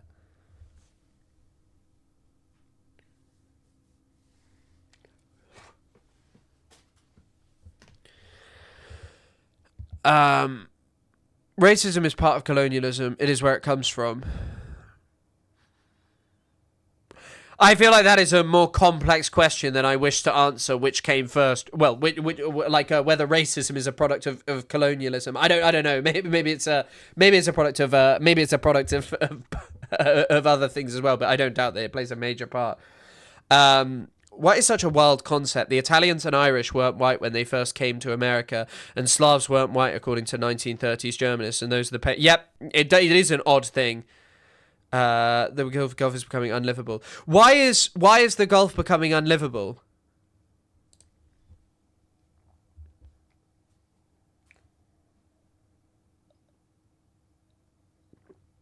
So the UAE has succeeded at diversifying pretty fucking well already. Saudi hasn't. But I mean, you can address, the thing is if you're rich and you're a small nation, you can address things. You can address things. Like Turkey and the Gulf, these countries can develop real anti-colonial movements. Israel cannot. In the region. The Gulf, I think they think, aside from Saudi Arabia, that they won't develop anything. I think that they just think that they won't. Yeah, the Emirates already has like a really, really, really diversified economy. Like the Emirates has managed to do it. They did it quite a while ago. It's largely through the Emirate of Dubai that they managed to do it. They're also diversifying hugely into Africa, but that is a current process, and it's a very bloody and disgusting process. The ICJ apartheid ruling is saying that Palestinians are a separate racial group from Israelis, even if both are Arab majority races, a man-made concept. Like in the ICJ apartheid ruling, is saying Palestinians are a separate racial group from Israelis, even if both are Arab majority. Race is a man-made concept. Yeah, of course. There's no biological, there's no biological basis of race, or scientific basis of race, excuse me. And yes, the kafala system is not really very pleasant. And I'm starting to think we're all cooked climate-wise. The only thing I don't like about this is sometimes I think people get into doomerism, and I'm not sure that's that great. I think you're kind of looking for solace in the end, and this is not a criticism of... this is not like a real specific criticism of what you're saying here, but I think a lot of people look for criticism in the end, right? They kind of like push this notion of the end is coming, and so I don't have to do anything. But I don't think that that's not to diminish the notion of race. So, Chris, what was he saying on TrueAnon that we should use as a lens instead? He didn't necessarily provide one. He was just talking about Israel's relationship with the Americans and how perhaps the way in which we're trying to understand it isn't quite correct. But I guess, to be honest, the major thing is actually, you know what? Like, one of the things about the Gulf is, did you know older cities are actually way better for dealing with the heat? So Sana'a in Yemen is like a really old city, and the way that the buildings are built actually protect you even when the heat gets really hot. It's really interesting. A lot of northern regions experience anomalies and change. I mean, to be honest, I guess you're not talking shit there. There probably will be some short-term fixes for livability, but yeah, and by the way, I do agree with you. I think that's why I kind of tried to say I'm not trying to diminish at all what you're saying. The climate situation is terrifying, but yeah, and it's also something that's not spoken about enough in politics. Is about 1 hour flight to NYC, and we had frost last night. Yeah, it's cold in the UK. It fucking sucks. Philippines won't exist in 2050. Yeah, I can't. I mean, if you want to get all conspiratorial, like, and I don't even think it's a conspiracy. I do think that Petro thing where he's like, they're basically saying and trying to prepare us for mass killings of people who are trying to migrate to other places and the coming potential conflicts over resources. The Gulf is definitely taking over economically from Europe, but it is still not a cultural, social, and political powerhouse compared to Europe. People would still go to the UK, France for education rather than Dubai, and Germany still makes cars, but definitely not those Gulf states. And the Gulf states are destabilizing smaller countries like Sudan and Libya with strong histories and cultures equal to Europe. Yeah, I mean, I don't doubt that at all. You're not wrong. I mean, and I'm not speaking anything positive about the UAE's foreign policy. I think it's morally repugnant. I think it's actually really disgusting. It's something that a lot of people don't know much about. And, you know, if there's one, like, pro-Israel criticism that is there, like, why don't you talk about Sudan? And we should talk more about Sudan, but never think that in any way that justifies you stopping talking about Palestine. Sudan is also, in some ways, it has like slightly more complexity in the sense of talking about it, and has nowhere near the level of information produced about it as Palestine does. You know, which is not an excuse not to know about it, but yeah, it's just a tough one. I think the population is currently unsustainably high, so there's a lot of strife. Yeah, I don't think you're wrong. The population is very, very, very, very, very, very high. And it's also crazy how, like, global famine was kind of removed not that long ago. Well, not even global famine, like major, major, major famines. What was the last major famine? And yeah, there were also we do produce more food than needed. But like kind of how famine in somewhere like China was eradicated, you know, from like the point of even pre-Mao, you had famines where tens of millions of people were dying. It's actually one of the craziest things to look at. You're British, unironically. Well, I mean, it sometimes gets a bit ironic. No, yeah, famines do still happen, of course. But not... Have we had a famine that was, like, on the scale? I mean, there's a drought right now in fucking Somalia.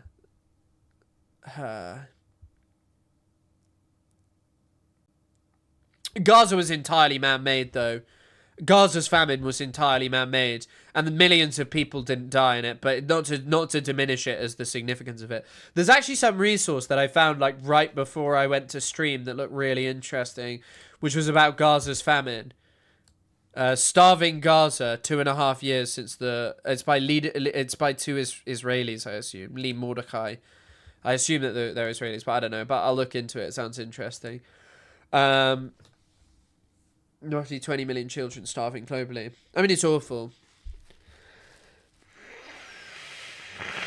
Sorry, I'm just going to mute my mic to blow the nosy.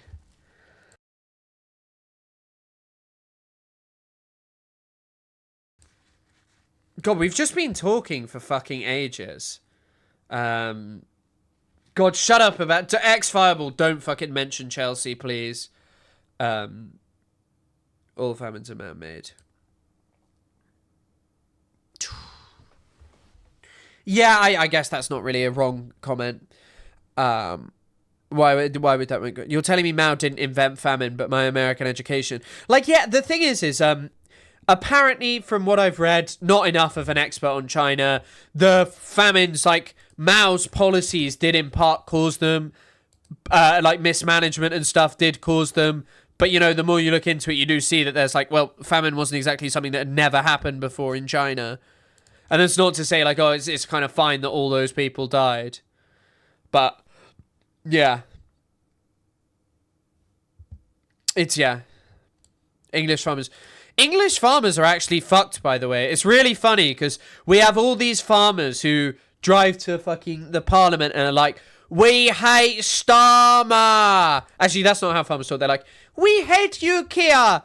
Mr. Starmer. We hate you so much, Mr. Starmer. You are a right bother, Mr. Starmer. You took away our money.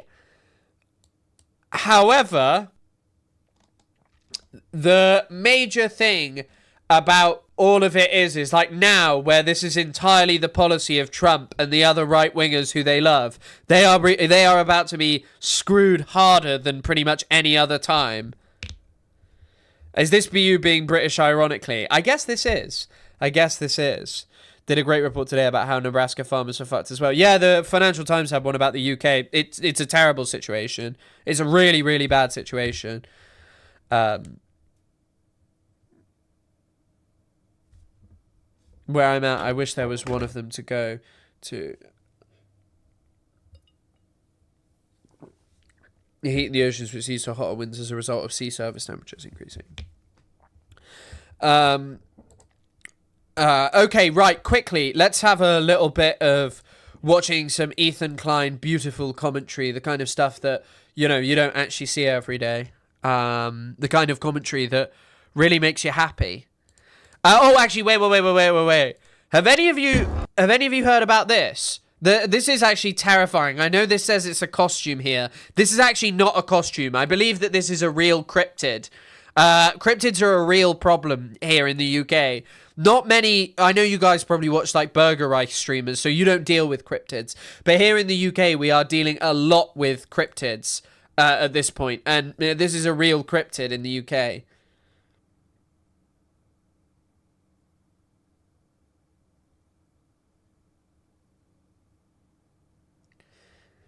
I don't know why you're... By the way, this is actually a really odd video. Why on earth you would need to introduce a horse to a fucking cryptid is insane to me. I don't know. I don't know why you need it. But someone pointed out that the cryptid... That, you know, you just said that there is a cryptid in America. Oh my god... This is the cryptid of America. This is the #1 cryptid in America. UK cryptids, Thatcher. La boo-boo. Half my identity is cryptid study. Really? You got real cryptids out there? Holy shit. I didn't know you got real cryptids out there until... I mean, this photo should have clued me up to it. This is the kind of thing that when you go into a house in the UK, it's there. This kind of stuff is here in the UK. You know, you just walk into a random house and there's a cryptid. You've got to be careful of this kind of stuff. We do actually have... I don't know if there's other UK people in here, but like everywhere in the UK it's like, yeah, there's a wild Black Panther where I live. Oh my god, there's like wild snake. Oh my god. I heard you guys got big cat cryptids. Yeah. That's exactly what I was saying. Elon Musk is another cryptid. I mean, the way Musk be moving, he is kind of like a bit like I'd describe him as having a cryptid-looking ass. But yeah, I mean, crazy ass photo. I didn't really think I apologize. I should have really been more thoughtful that you guys over there do have your own cryptids.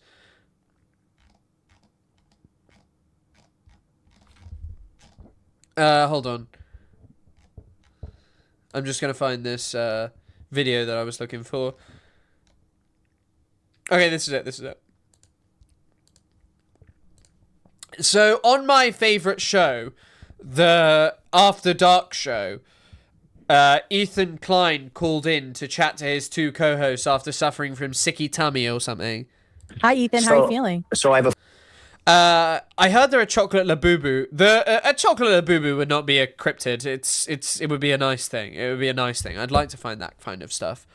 Look up the jackalope. It's one of my favorites. Interesting. Maybe I will. A human cultural thing. No. The UK's got more cryptids. A few things to talk about. Thank you, Kate. It's nice to be here. One, I've noticed a lot of chatter on the subreddit and in the community in general accusing me of faking my illness. Okay. Talk about now, the listen, allegations. I just want to dispel that notion right now. Hila, am I sick? Hi, guys. Oh, poor Hila. Yeah. Poor Hila. Oh, poor Hila. Ethan's lying. Poor Hila. Well, you guys look good. Yeah, the house is sick. The whole house. God. I hate to find this kind of stuff out. Stop. No, I'm sick. It's super annoying. And then the other thing is, Ethan's the sickest person alive. I mean, Hila, is that fair? No, it's so unfair. So Sunny got a double ear infection. Oh, no, that's awful. Bro, imagine living in a house like this where you've just got like all of this, you know, like a home gym, like everything you could ever want, a pool, 3 children, a wife, and you just are the most miserable human being in the world. Oh. Bruce got an eye infection. Oh my God. These poor kids. And Teddy had a throat thing. Oh my Jesus. Did you guys go to Grey Wolf Lodge again? No, it seems like it. We're still alive, so clearly not. Okay, good. Poor guys. But anyway, I'm just really enjoying the show today. I think it's a great topic, Kate, you're tackling, because it really is just highlighting how fucking insane these online leftists are and have been. And it's just so important that people take a moment to actually understand what's going on here. I don't know what is with these people. I don't know what their end goal is, other than like they just want Israel to die. I mean, that just seems to be like one. By the way, once again, I just think this has to be framed in this way. Okay, you are a leftist, right? What do you advocate for? You advocate for a better world, human beings all being treated with decency. Israel has forever been incompatible with that, excuse me. Israel has never been like a plausible thing that can in any way be compatible with human beings having a right to live with decency and dignity, because at the very inception of it, Israelis and Americans were literally talking about how they had to displace Palestinians. So yes, Israel being destroyed is not a bad thing. It's not a bad thing. Israel no longer existing is nothing to complain about. It is something that any real leftist should be advocating for. It is. It's literally that. Nothing else makes sense other than that they want the people there to die. Yeah, not the government. I also love the leap, because you will find people who are like, I don't care if, every Israeli dies. Okay, people are having strong reactions because they've watched Israel exterminate massive amounts of people, perpetrate apartheid. I'm not going to talk in that way. I'm not going to, I'm not going to shed tears over Israeli soldiers.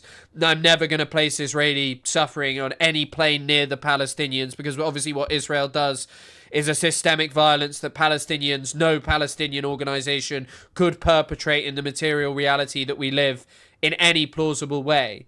It's just not going to happen, okay? Talking with his favorite right-wing racist, and by the way, no surprise, this guy's a straight-up Zionist. Like, this guy is a Zionist. This guy is actually more repugnant in his beliefs than Ethan Klein himself. So no surprise that he changes it to all leftists wants Israelis to die. And I mean, yes, they don't care about Israelis dying. The main focus of this guy throughout the episode is, what if Israel didn't have Iron Dome? Then 50,000 Israelis would die.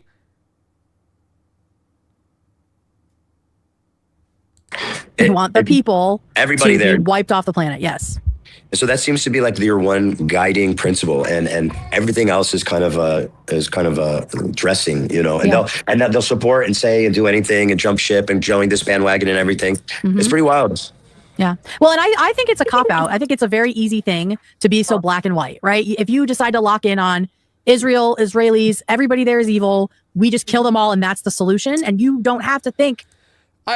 I genuinely don't think that most people are proposing this. Are proposing that the solution, especially not radical leftists, propose that Israelis dying is it's the cure for all ills. If they are, they're idiots, because obviously this is a wider thing to do with the American empire as well. Iron Dome sounds like getting a BJ from a robot. Hell yeah, I'll be getting that Iron Dome. Weird green screen layering. Yeah, this looks very weird. She looks like his little, what is the thing in, I have seen Total Recall, but I've also seen the Rick and Morty. The Quatto from Rick and Morty. She looks like Epic Mealtimes Quatto from Rick and Morty. Or from Total Recall, like the thing living in the belly of, the whoever. Difficult thoughts ever again, right? You can just go with that. You don't have to deal with the nuance of situations or any of the gray area. It's not brave. It's a cop-out. You are deciding. By the way, I don't really understand what the grey area is about a project premised on, you know, major ethnic cleansing of Palestinians. Crazy evangelicals, because ultimately you want a second coming to occur, and enabling its genocide is a means to the end. Yeah, I mean, they want the Antichrist to come down and smite everyone. And need to live with equal rights. Yeah, there's nothing radical or grey about this. There has been one major displacement in the last, 100 years of Palestinians in order to build a Jewish state there. Israel won't uphold basic international law. Israel will not accept in this, Israel will not accept a two-state solution. They won't accept 22% of the land being a Palestinian homeland. That is not something that Israel will agree to. So what is there to say? What actually is there to say? It's why I don't agree with the two-state solution. Anyone who trots their ass out is like, Israelis won't agree to a one-state solution. They won't agree to a fucking two-state solution. They will not agree to a two-state solution. It is not coming. If you don't see why everyone is like, right, we have to drop this, we have to move away from this project, it is because it is so incredibly genocidal, premised on ethnic cleansing, and it is just morally repugnant. It is kind of a hangover, but it's also a reality of a present settler colonial project that we back. But I mean, it's just this hangover from like a really brutal, colonial era. Like there are others that exist like it, but there are none that are so heavily supported. No other settler colonial project is as heavily supported and unequivocally clung to by the powers that be in the West.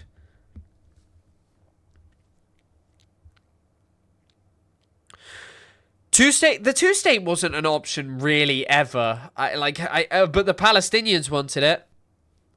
To disengage from the actual world, and that's how you end up supporting Marjorie Taylor Greene over some of the most progressive people that have ever been in Congress. It's insane. AOC is not an advocate for Israel. Like, let's just fucking be so for real right now. Right? At all, yeah. But where they draw the line.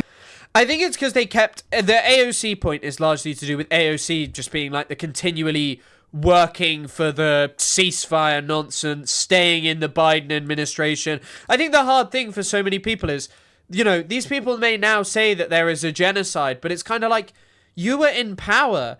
People made such major sacrifices for this. And like when a politician hasn't made these major sacrifices and is talking about like, oh, we still need to fund the Iron Dome, people are going to be disappointed because, someone posted this AOC Biden genocide. AOC tweeted that Biden was perpetrating genocide, right? But like she now is just kind of like, well, I wouldn't stop Iron Dome funding. Like, I don't get it. I don't get it. Like, sure, AOC is better on most things. That may be true. But do you not understand how fucking offensive it is to say, well, she's better on most things, but she is just kind of fine with there being a genocide? Is that she doesn't want everyone there to die. Clearly. And like also... Like, it's obviously not that, wanting everyone there to die. By the way, the reason that they believe this is because of the Iron Dome. That's actually what they think means that if you don't support the Iron Dome, you want every Israeli to die.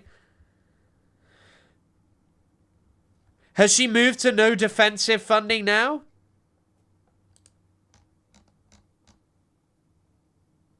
So they have this bright idea that we should stop funding the Iron Dome. Like, I feel like also they don't care about the Arabs or the Palestinians or Middle Easterns in general, because that would inevitably create such a more fucked up war, right? 1,000%. And like all they care about is Israelis dying and being displaced and leaving, etc. I think it's quite hard to believe that you could cook up a much more fucked up war than Israel mass killing probably in excess of 100,000 people, at minimum 70,000 people, to kill thousands in Iran, to kill thousands in Lebanon, to leave Gaza in a situation now where people are being, there are over 10,000 people have been bitten by rats. It's unlivable. Israel has basically eviscerated eviscerated, most culture, history, structures in Gaza. What do you think that what do you think that they could do? What do you think that they could do that is more fucked up? It's I don't know. I enjoyed Mohammed El Kurd weighing in on this because this is AOC's point. We could watch this later. So basically, Mohammed El Kurd made the point that Tom Cotton and Ted Cruz were fine for AOC to collaborate with, okay? Morally repugnant individuals. Ted Cruz has called for the death of Palestinians. Anyway, the inconsistency is revealing, and so is her deliberate choice to treat her base as if they are clueless children. But to win them over, she must be explicit in her anti-Zionism, instead of catering to a non-existent voter. A good first step would be to apologize for carrying water for the genocidal Biden administration. This is the other thing, like, she said Biden did genocide. So what is this? Why could you not just not do this? Like, here's her, here's her talking to Mehdi Hassam. We'll watch this quickly. To a young progressive or an Arab American who says to you, I just can't vote for Biden again, after what he's enabled in Gaza, what do you say to them? I mean, I think everyone comes to this prospect and this conversation with a different history, different background, what they bring. For an individual Palestinian American that has had their family killed, there is nothing, I am not here to lecture anyone. I also think... Yeah, they continually go on about the word Gazans. By the way, and the funny thing is like, Harley Morenstein thinks he's incredibly clever because he's like, yeah, the word Gazans would describe people from Gaza. No, it doesn't actually. So the term Ghazawi, from Gaza, refers to people who are from Gaza. The major issue with that is a major amount of people who live in Gaza are not from Gaza. They are not from Gaza. The term Gazan is problematic exclusively in the context of people who use it to erase the has refused to have to recognize the Nakba. It's why they use this term. Gazan refers to a specific subsect of people who live in Gaza, not all people. Lebanon has no Iron Dome. First of all, thank you for the $5. 2,800 Lebanese dead and 1 million displaced. Why should Israelis be free to do without consequences? I know. And Israel, by the way, acts the way it does. And the reason it has such unrestrained wars that these people think that removing the Iron Dome would cause is because, well, Israel has the Iron Dome.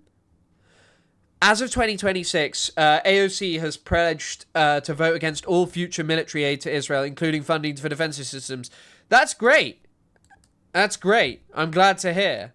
I think that this election is more, in my personal view, I believe this election is about more than the president. And also, it's not just one election that's happening. We're having hundreds of elections. Yes. The balance of Congress, the balance of the House, the balance of the Senate, and the presidency. And I have a vested interest in protecting democracy, not just here domestically, but globally. And it isn't, I truly do not believe this as a lesser of two evils type of situation. I think about what conditions do I want to be organizing under in the next 4 years. Yeah. We can look at both of these individuals oppositionally as well, depending on what issue you have. But I would rather, even in places of stark disagreement, I would rather be organizing under the conditions of Biden as an opponent on an issue than Trump, who is not, he seeks to dismantle American democracy. And I am taking that personally very seriously, because we will not be able to organize for any movement towards anything if we are facing the jailing of dissidents. I mean, this is the kind of authoritarianism that he threatens. And we have to take it seriously. I mean, all of this, I think I would feel so much more strongly about had it not all occurred under the Biden administration. I don't know. And someone said that apparently Ilhan Omar voted for AOC's amendment. Is that true? Did Ilhan Omar vote for it? And people are pointing out that Marjorie Taylor Greene is a piece of shit. Of course that's true. Of course that's true. And yeah, I guess that's the thing of just kind of like acting like you're not in a position of power, that you weren't in the Biden administration, that you're happy to collaborate with Tom Cotton, Ted Cruz, all of these people. And yeah, AOC is mentioning what, someone's mentioning here specifically what MTG did to AOC. But it's like simultaneously, the way that Ted Cruz and Tom Cotton have behaved. What was the fucking difference, They don't care about the welfare of anybody else there, the Arabs or whatever they pretend. They don't. If they got rid of the Iron Dome tomorrow, Israel would fucking destroy people. Yeah, it would be. This point would go so much harder had Israel not been destroying and mass killing people for decades, for years. Yeah, maybe. I don't know if I'll look at the thread about the tech startup thread. So much worse. We're dealing with like literally hundreds of thousands of deaths. There's so many people that in a tight, concentrated area with 10,000 rockets aimed at it all the time. La boo-boo. Not just no aid, full arms embargo. Thank you for the $2. Sorry, I just want to replay. Thank you for the $2, and you're completely correct. There should be no relationship with Israel. I'm sorry, but like, all you should be pushing for right now is not offering anything to Israel. Just consistently saying over and over and over and over again that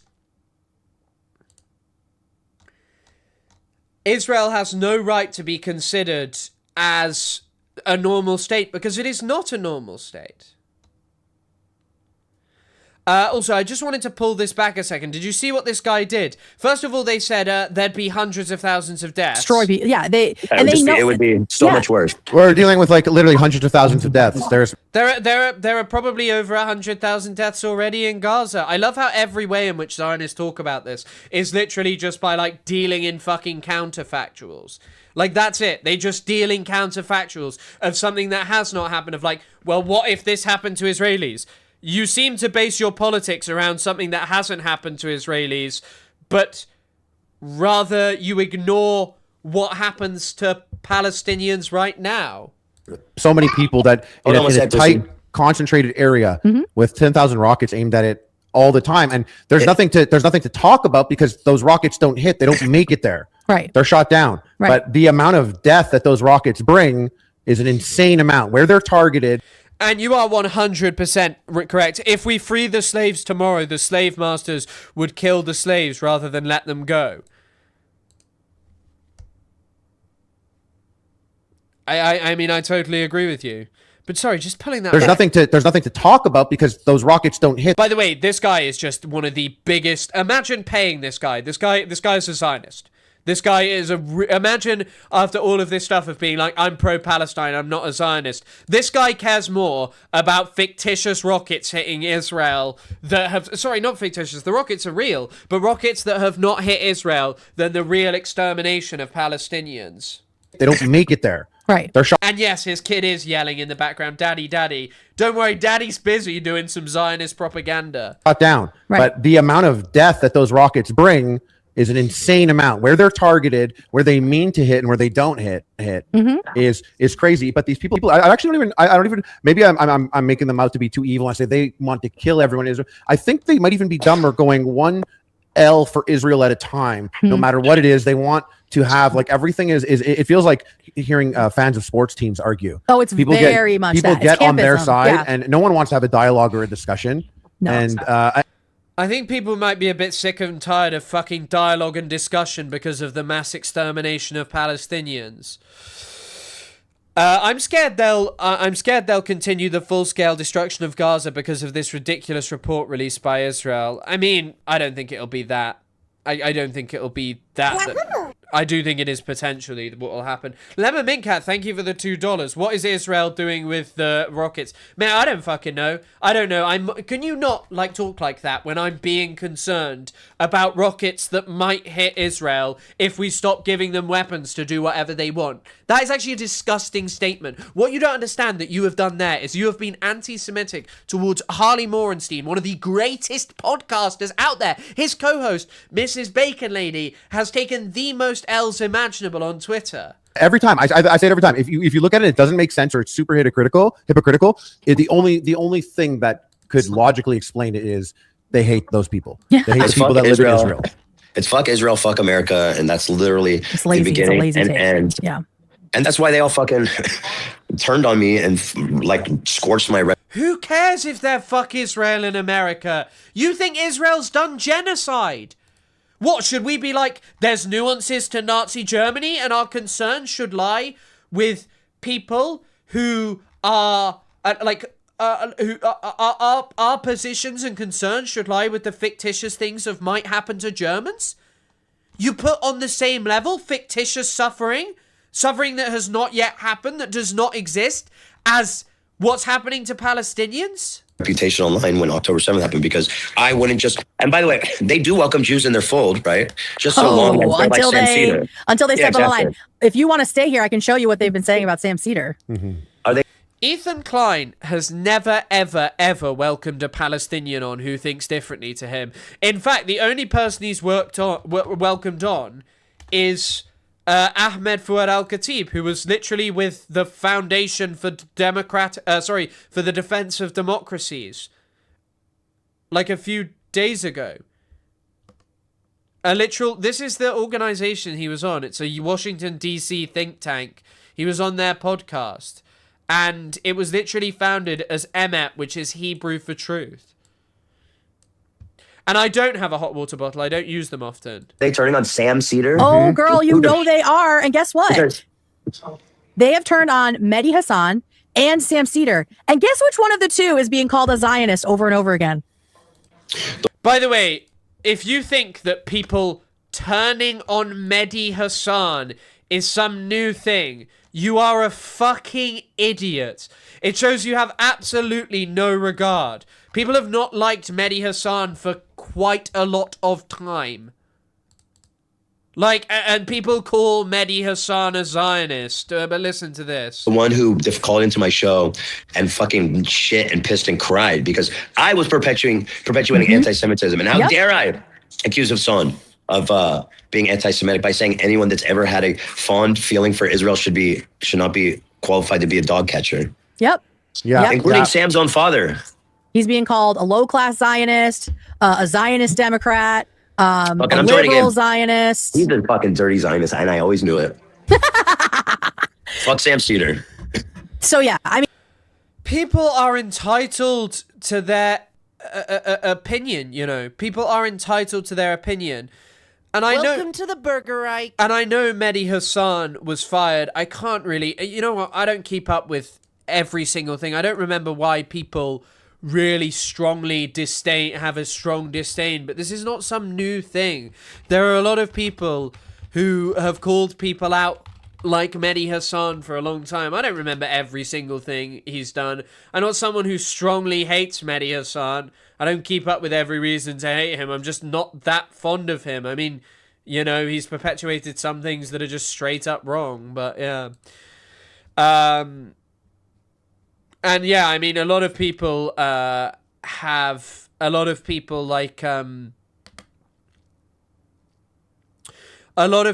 quite frustrated with when it comes to things like Sam Cedar as well for supporting the Democratic Party still. And, you know, perhaps I have slightly more sympathy. I don't really give a shit about people criticizing him at all. It's your prerogative and you're correct in your analysis. You're not wrong at all. I think what people fear is that there's very real anger and that this kind of nonsense and the disappointment of people like Bernie, who, you know, Bernie is objectively so much better than most American politicians, but then it comes to Palestine and he's like, you know who I fucking love? Israel. I just don't like Netanyahu. And I think people are worried about this. The ending aid thing is a scam anyway. The Zionist entity can fund its own weapons. Ending aid is not divestment. Ethan Klein eats poop. Oh, that I did not say that. Lydia Cruddy, thank you for the 3 months. But I don't think you're I don't think that you're wrong about that. I don't think that you're wrong about that. Wait, I thought I recall that. Did I say something wrong about him being fired for Palestine? I do sort of remember that being true. She is exerted. Sam is just wrong there. She has exerted, even though I hate her politics. Reminder, you quit midterm. Yeah, I think as well that, like, my major issue is like, you know, you have to be talking if you want to win. It's very obvious that there is major anger against Israel. And you've got to... This is not something that the Democrats can win on because ultimately they support... Because they support Israel. Because the Democrats support Israel and these people want it to keep on going this way. They pretend to be so knowledgeable about Palestine and yet they sit here and advocate for the most tired, ridiculous nonsense of the two-state solution. It's just insane. And Mehdi has not been called that at all. So it's very clear to me that if you are Jewish and you disagree, you are... By the way, I am sure that you could literally find Mehdi Hassan being called a Zionist. You could find Mehdi Hassan being called a Zionist. I 100% think you could find people calling him that.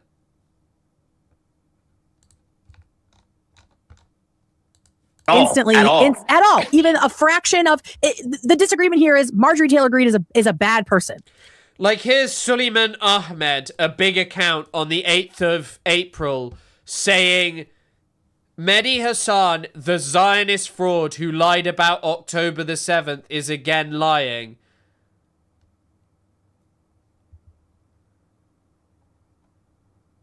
And there are some people who are pushing back, but I'm sure that there are also 2.4 thousand people who agree with this.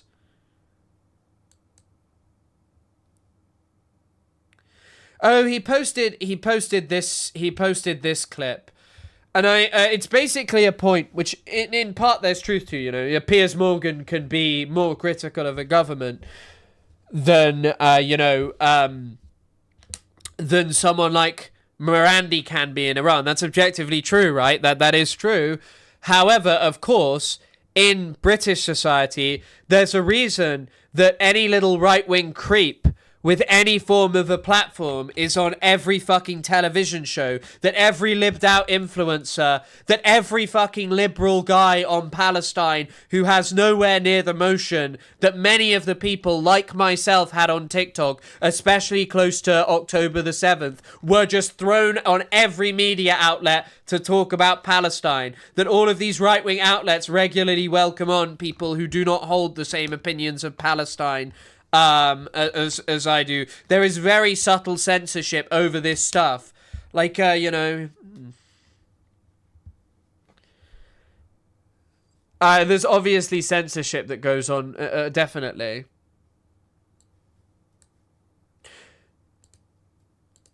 And should not be platformed. Undebatable, right? Undebatable. You're a Zionist. You're a filthy fucking Zionist. You're a liberal, which is just as bad, right? A fucking lib. But I think because a lot of people are very pissed at the Democratic Party. I think, put truthfully, like, we did watch the Democratic Party back and enable a genocide, and so I am not really surprised that there are a lot of people who've reached a conclusion until the statements are so undeniably strong that nothing can be done, that there's no way to go back. That, yeah, I you know, it's just crazy. Hold on, guys. I'm just going to run for 30 seconds. I got to go pee. I'll be back.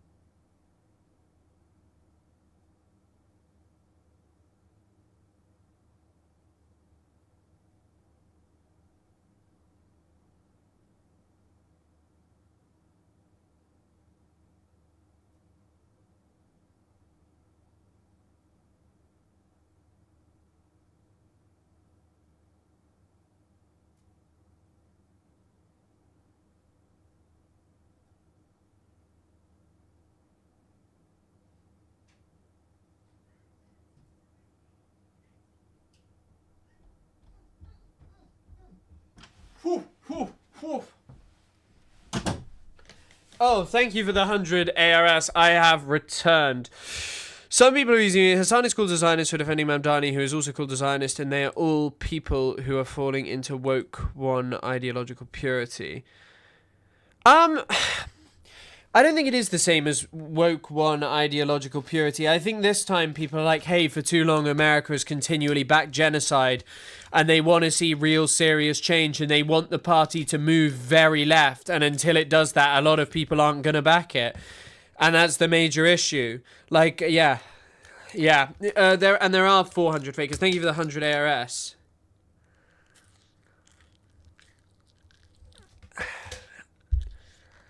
Yeah, Nogginoke, thanks for the brilliant commentary there.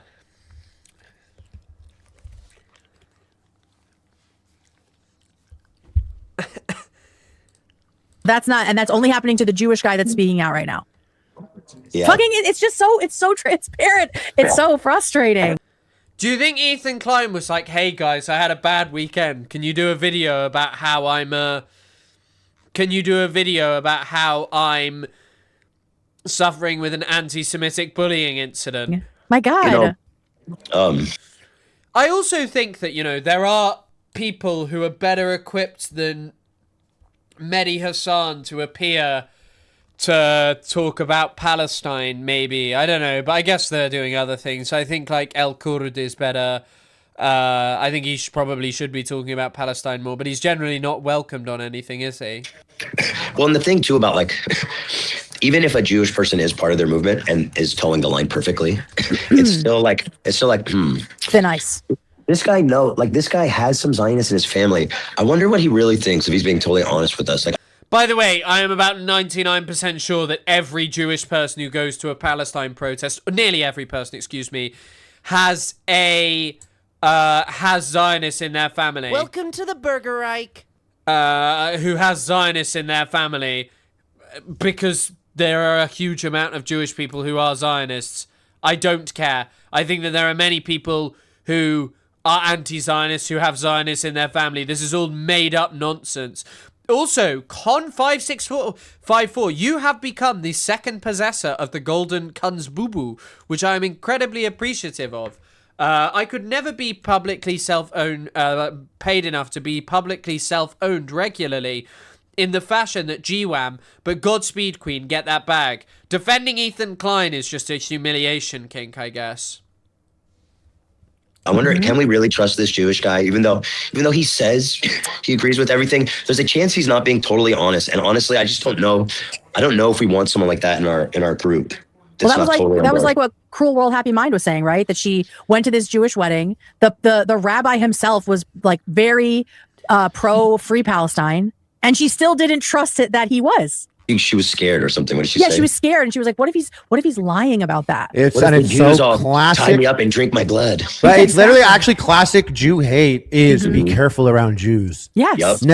By the way, it is so obvious that Harley Morenstein is just a complete, like a massive Zionist. Like a massive Zionist. You can tell it from the way he talks. Because it's a tool for attacking. Because why attack the people who want to change the left, not the Democrats who want to maintain the old system? Why AOC or Mamdani? Because largely they're attacking everyone. I think a lot of people are just very sick that these people were part of the left whilst this genocide happens and are perceived as not really having actually done that much and having carried water and kind of been like, we're working for a ceasefire, when it was very clear that the Biden administration was not. It was quite literally lying about trying to get a ceasefire. But thank you for the 100 ARS. Why would anyone listen to Epic Mealtime Guy about literally anything? Because he's brilliant. He's brilliant. He's just awesome. He's just awesome. Really, really, really awesome guy. Great to hear. And I mean, yeah, like he's talking about classic Jew hate. Maybe go ask your friend who you made multiple videos with about classic Jew hate. Sam Hyde. Always be careful. I've seen that all over the years. It's come up a million times. It's been there for since like the dawn of Judaism. Be careful. Oh, and that's Jewish, the funny be careful thing too, around right? them. It's just repeating the same pattern. Of course, Israel is completely disconnected from that because Israel is a modern invention. A lot of Jewish people initially didn't accept it. Jewish people from all over the world didn't like it. Just not true. Just not true that it's the same thing. Happy for thousands of years, but for some reason people go, no, this is different this time. Yeah. Brilliant, brilliant, brilliant. But it did not end there. These two had an absolute field day reporting into their cryptid master, Mr. Klein. Ethan's posted about him. Mehdi, you do realise that half of Twitter is Holocaust denial. We can acknowledge the Gaza genocide without diminishing others. It's disgusting. Why do it? Who gains? I like Mehdi, but this take is repugnant and unacceptable. Also, how the hell are you going to make jokes? One of the ways in which the Gaza genocide is worse than a lot of previous genocides, Rwanda, even the Holocaust, is that you didn't have Hutus or Nazis mocking the genocide after it was over. They were shunned, de-radicalized, and prosecuted. I mean, I guess there's some kind of weight to what Ethan is saying here in the sense of, like, that objectively does happen. But I guess there's no one in positions of power, no one who just has jobs at major outlets doing it. There's not just, like, major outlets posting, Jewish people actually had good time during their extermination, which is what was happening which is literally what was happening until recently.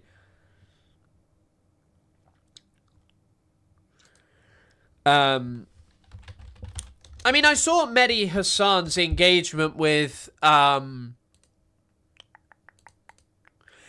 he engaged with Mark Bar America, which is it's Persian for death to America. Anyway, the number of lies being told about AOC, her politics, her views, her record on this website this weekend is insane. Some self-proclaimed leftists want to undermine and taint the most viable and popular leftist candidate for president in 2028. Also insane. The bare minimum required is sincerely apologizing for working tirelessly for a ceasefire. Can't trust her character if she can't own up to the deceitful mistake, just like dragging her feet on defensive weapons to Israel.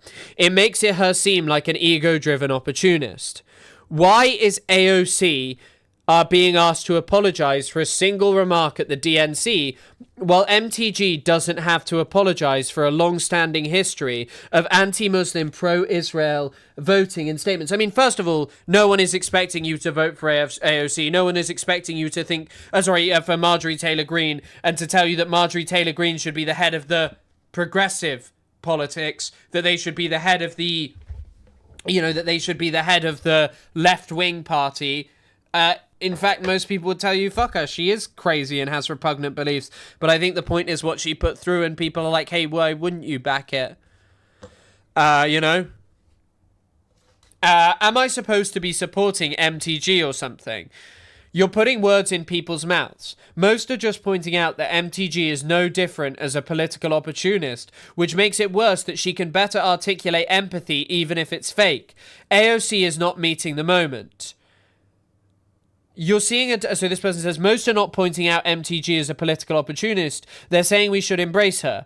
That's fine if that's your argument, but you're speaking for people. I haven't seen many people who are like, oh, we should embrace MTG.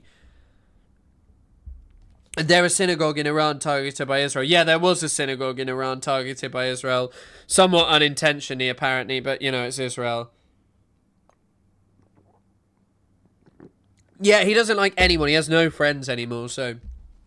Yeah. MTG hasn't been the same since Modern Masters, I swear. What?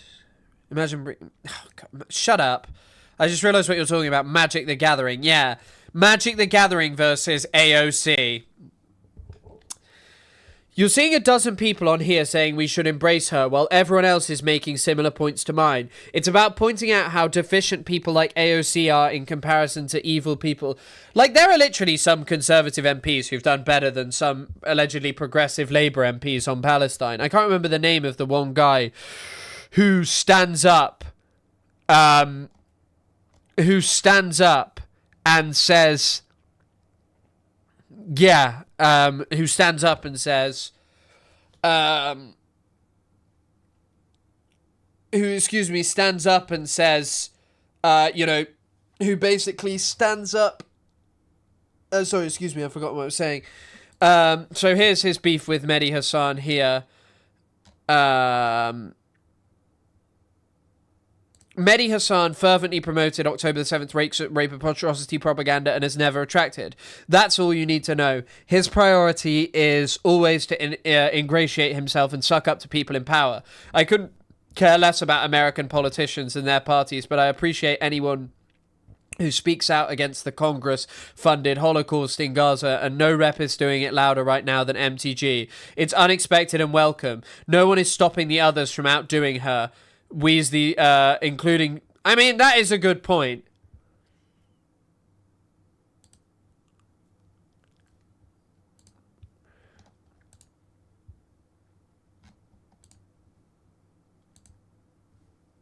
I don't think this is like just a massive appreciation of... In any way, I don't think that this is like a massive appreciation of MTG. But I do think it makes the point of just... You know, she is the one who's talking right now. And this is not something that's hard for her to do. It is not hard for her to do. And that's, I think, the problem. So Marjorie Taylor Greene does not cut off offensive aid to Israel, nor end the flow of US munitions being used in Gaza. By the way, theoretically, wouldn't it hit Israel to cut off... Wouldn't it hit Israel harder to cut off the Iron Dome? Like, specifically, that would be the thing that Israel would struggle to replace. If Israel didn't have America enabling it, if America wasn't giving them unlimited missiles, that would cause Israel bigger problems than cutting off offensive weapons. No one can replace that. And goodbye, Tutu.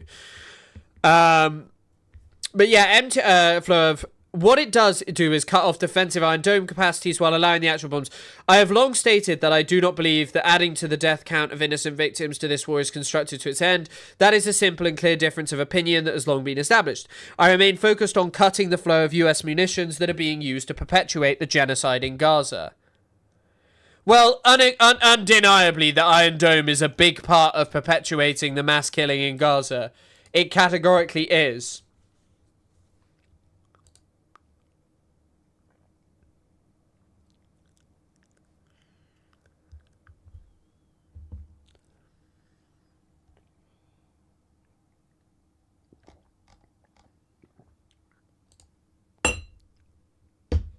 Sorry, excuse me.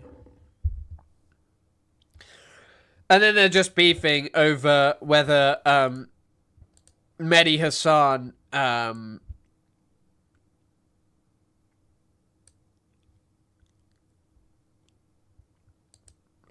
just talking about sexual violence on October the 7th. Brilliant. Brilliant.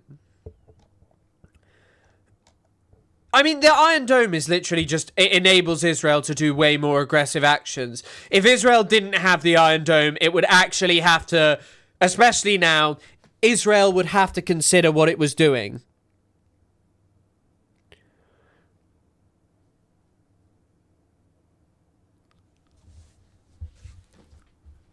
Democrat left, by the nature of bourgeois political parties, fail to meet the tempo of people's demands and can't accelerate the ebb and flow of class consciousness either. I mean, it's just that I'm going to be frank here. It's because they can't stand up to it when there's a genocide being perpetrated. They can say there's a genocide, but still be like, yeah, genocide country deserves defensive weapons. If anyone was doing this during the middle of the Holocaust, you would really, really be... you would really be incensed by it. If midway through the Holocaust they were like, well, Germany still needs defensive weapons to protect it from, I don't know, being bombed or struck by the Allies. I don't know. And especially now, by the way, the Iron Dome with drones, like already in Lebanon, Israel's hit a bit of a brick wall when it comes to when it comes to the Iron Dome. When it comes to Lebanon, Israel's having to rethink its fucking strategy because Hezbollah keeps hitting them with drones. Like, if Israel doesn't have... Maybe they could still deal with drones with some things they have, but defensive... The weapons that they would use for that, no, they can't. And they also can't do it without Americans. By the way, you know there are literally American soldiers in Israel who help man the Iron Dome system. So, you know, it's brilliant stuff. Did you say she reversed her take recently, saying all weapons are offensive? Did she? I didn't know that. Let's watch the clip, though, that's about her and MTG. I don't know. You can just see why people are angry, and you can see that, like, AOC could probably fix this by, like, apologizing, by giving some fucking explanation of why this happened, but she won't. You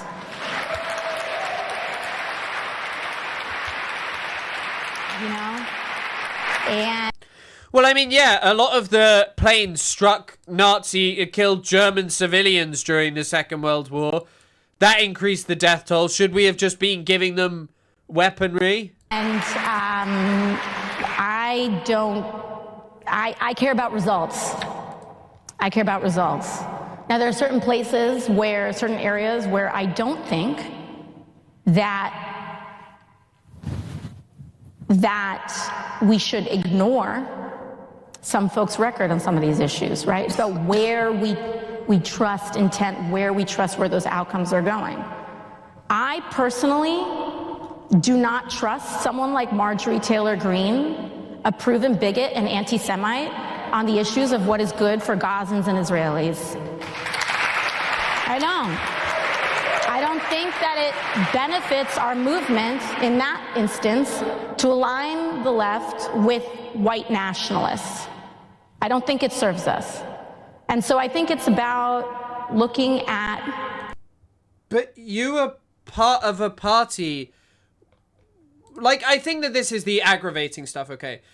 She was part of a party led by someone who was an avowed Zionist, who was a racist, who was a bigot. Joe Biden was a racist bigot. It's true. Joe Biden was a very extreme Zionist. It is categorically true that he was. He was an extreme Zionist who backed a genocide of Palestinian people. Huge amounts of killing occurred. And you can't even really say sorry for that, because the truth is the Democratic Party still doesn't care that much about it. The context, the place, the results, the outcomes, intentions, and where we think that train would go. But as far as what someone says about me, I could care less. And, you know, I think it's really about what our outcomes are. And to be honest, there are some areas where things will not get done if they're partisan, because they are anti-establishment. There is bipartisan consensus on keeping and protecting stock trading in Congress. And so it's going to require a massive bipartisan consensus of people willing to come together across those differences to get it done.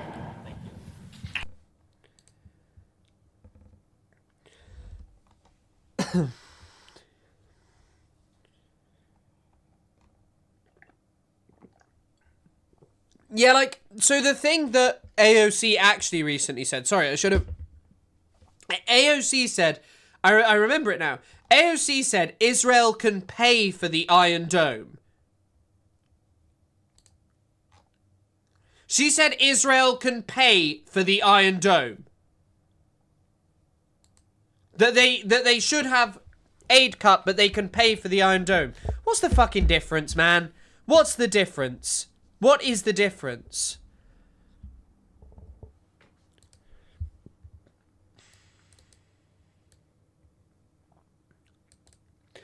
And of course, like, you know, you're just looking, this is a year ago. Like, even if you don't feel the same, even if you feel very, very, very differently, people like Mehdi Hassan, why are you not factoring in of, like, why people might be upset about this? Why people might be sat here and they're like, look, have these very angry feelings towards AOC. This is a year ago, man. You think a genocide happened. It's not just a word that you say. This is a systemic attempt by the Israelis to wipe out the Palestinian people, in part as part of a wider project to wipe them out entirely.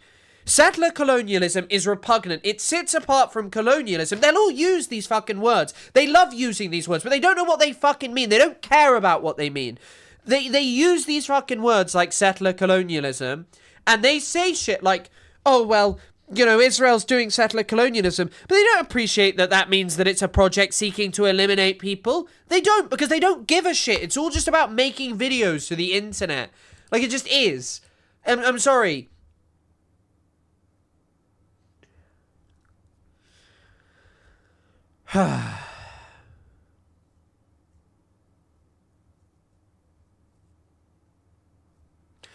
And talk is cheap. And like, just, I feel like actions really do speak louder than words. This is a year ago. This isn't even a year ago, actually. I'm sorry, I do fear, and I understand why a lot of people have this fucking fear, because let's be frank here. A lot of these people are talking a big game about, oh, well, you know, I think that there's a genocide, I think this, I think that, and, oh, I think about everything, I think about all of this, but, like, it's like a year ago, you were giving weaponry to that. Are you really surprised that people are like, hey, we feel uncomfortable? I think a lot of people are scared and disappointed because continually, and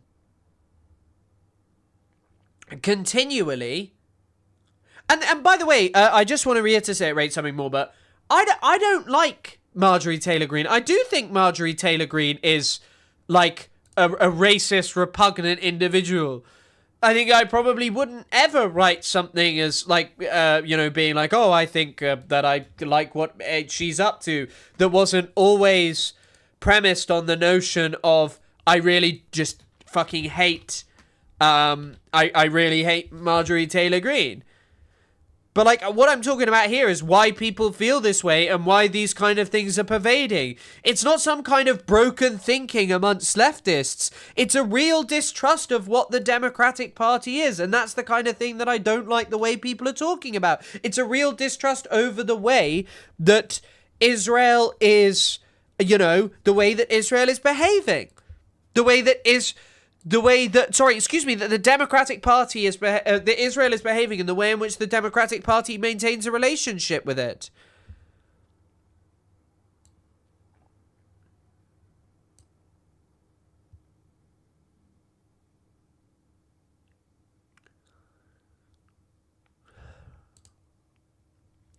But, like, why? Like, why do you... How do you think... Like, square these two things for me. How do you think a country is committing genocide, but you also simultaneously think that nothing should be taken away from them? That Israelis shouldn't be, you know, disliked for backing a genocide? That we should all have so much sympathy? That we should make their feelings so important? Because if we don't have them on side, we're not going to get peace. There's no peace when you have worked tirelessly on this same shit of a two-state solution, of this, of that, of this, of that. Ugh. Also, apparently Iran has just attacked Kuwait. I don't know. Apparently the Kuwait is saying that on Bubiyan Island, IRGC forces have clashed with the Kuwaiti military. I don't know.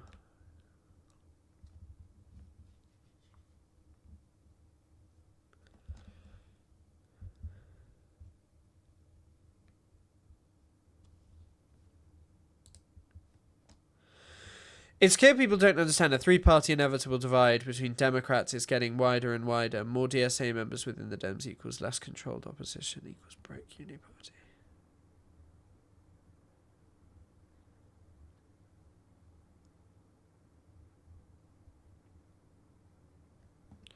I'm not sure I quite understand what you mean by that.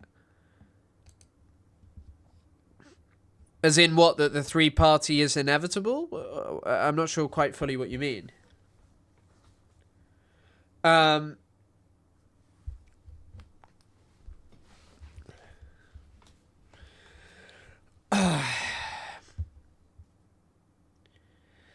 yeah, I think that's the major thing, you know.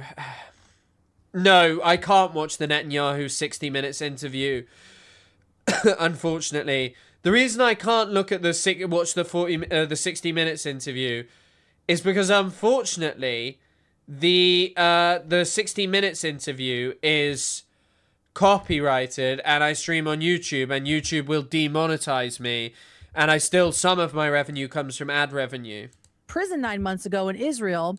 He was on the flotilla and said absolutely nothing. Oh yeah, I wanted to watch this as well because you want to listen to how Zionist this Harley guy is. Just listen. With the exception of Rashida and Summer Lee, AOC and Zoran. So by the way, they're mocking Chris Smalls. 1000% new. Okay, we're roping Zoran into it. They're not under rocks. Instead, they tap dance and cherry pick on what to speak about, and that's not genuine solidarity because they didn't talk about you specifically. I was just detained coming back from Cuba a month ago. Another opportunity, ain't heard a thing. Again, first of all, you knew in both of those situations that being detained was going to happen. And also, you're making this about you not getting a phone call?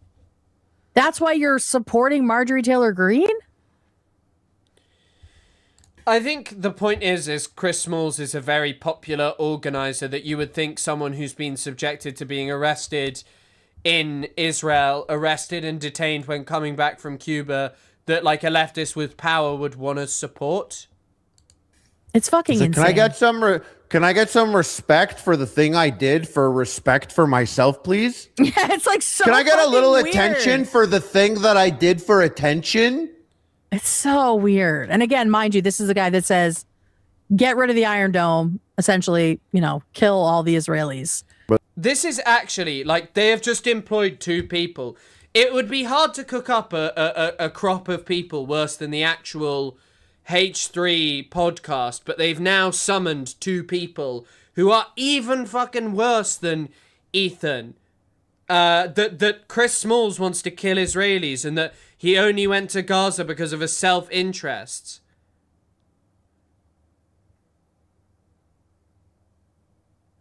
Like, this is... You can hear it in the lexicon of this man, by the way. You can hear this in the lexicon of this man. That he's just a Zionist. This is the kind of thing Zionists saying.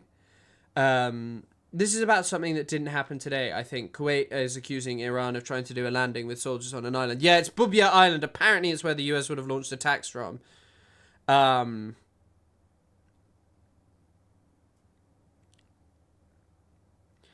But yeah, of course, they have to come up with fictitious genocides in their head because that's the only way they can rationalize saying genocide. By the way, this guy here doesn't even believe it's a genocide. That he would like that. Which is not, it's just not a fucking, it's just so stupid. Okay. Then we have this total nut job. This is the squirrel on Twitter. Have you seen this person? To be fair, Zay Squirrel did say something crazy about Kurds a while ago. Mm-hmm. So now there's a new like QAnon adjacent term they're using for AOC. Yeah. Oh, the squirrel. They're calling her. I think that she said that she would signal that Israel can buy, that they should pay for the Iron Dome. Her AOCIA. Oh my God. Like just so dumb. So dumb. Nah, that's a pretty funny nickname. I really just want to show for that. This is all just like. Can I say also, by the way? Yeah. That like, if I went to a country illegally, lots of countries in the world. Yeah. And I knew that I was told not to go. And I defied it and went, especially if it was in a war. Yeah. Getting out within 5 days, fucking fast. Listen to this. Listen to this. These are the bro. This is what the left looks like now. Quite sad, isn't it? Just listening to these people employed by pro-Palestine Ethan Klein. I mean, first of all, people have been murdered going on that flotilla. Diminishing it is insane. Chris Smalls was beaten. Tiago Avila was beaten a few days ago. You could literally see it. And oh gosh, what was the name of the other man? 2 flotilla activists released. The guy who was a Spanish citizen. I've forgotten his name. Excuse me. His name is Saif Abu Kashek. They were both beaten, very evidently. Greta Thunberg was beaten. Listen to this. Listen to the way that they speak.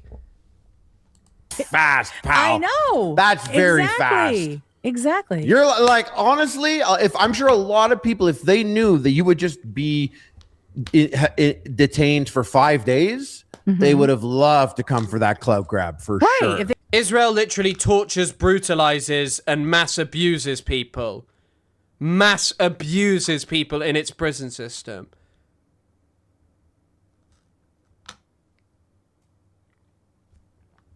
They knew that was all it was going to be. They weren't going to just rot in an Israeli prison. Yeah. Yeah, and they would have been pissed if they didn't get a phone call. Yeah. Like if you got pissed about not getting the phone call, it just says everything. All of this weird. That's all clout. of these things are major self-reports. That's clout chasing. Oh, I hear someone coming in. This podcast is made for people whose IQ is really below room temperature. Like these two people are insane. The repugnant egg lady and the epic bacon Canadian man. Which is a shame. I really like Montreal. It's horrible to find out that you have this racist, pro-Israel, genocide, transphobic creep roaming around there. Different from the plight of Palestinians in the yeah, listen to this. He starts teaching us about the plight of Palestinians. That's very really. I love Swiss cheese. Yeah. The thing that really like major eye roll, it was wet, juicy diarrhea. Also, the major eye roll when I was up there listening to you, it's just like, calling it Gaza is very telling. You're so fucking stupid. It's so dumb. You're so stupid, and you said it like as if it was nothing. But so many people don't know that the plight of people in Gaza, plight of Palestinians in Gaza is different from the plight of Palestinians in the West Bank. What does this mean? What does this mean? The plight is just different. The plight is just different. Like I once again, the term we spoke about this earlier. The term Gazan is an actual term. Gazan just refers to a specific thing of Palestinians who are actually from Gaza, but there are not many of them. But you know what the uniting thing that you might actually know about, which you guys, of course, do not care about, is that the majority of Palestinians were ethnically cleansed from their homes in 1948, and they were expelled to Gaza, many of them. They were expelled to other countries, and that's literally the founding of this state that you love so much, that you want to defend to the point where you think people who reject it are extremists on the internet. Yep. And it is incredible how many people on Twitter don't know that.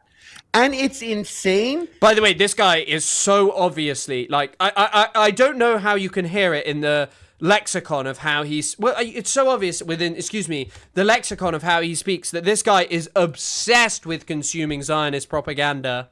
How many people on Twitter got so much smoke for people and they don't know that those are two different issues, and they're fighting with people that almost certainly 100% agree with you on the West Bank.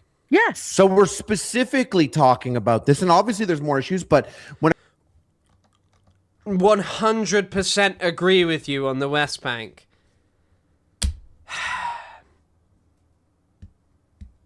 You don't agree with people on the West Bank. You don't agree with anyone about anything. You don't have any interest in what's going on with Palestinians. Palestinians are subjected to different degrees of apartheid and genocide across the different things, but that's true. But the experience overall is still the same settler colony. It's still the same plan of elimination, just expressed in different ways. When it comes to the West Bank, there's so much that these people would agree on here. And then when it goes just being like, just to find anything to nitpick, like Gaza's, the name is thousands of years old. If Israel was blown up tomorrow and it was all Palestine now, they would call that place Gaza. They would call the people from there Gazans. It's been around. Right. It's been around for so long. Name. They would still. Listen to how stupid this egg lady is. Yeah, that's their name. What are you talking about? It's not the name of a vast amount of people who live there. Most of them are from other places. Use that word, and it's so funny because I've seen it online. People being like, said Gazans. It's you're being specific about a place. It would be. By the way, professional coward over here wouldn't debate Isaac because he wouldn't agree on a definition. He said Isaac had to agree on a neutral definition of Zionism. I'm a Montrealer. Right. It's what's literally happening that. in Montreal is I'm different saying than Montrealer. what's, yes.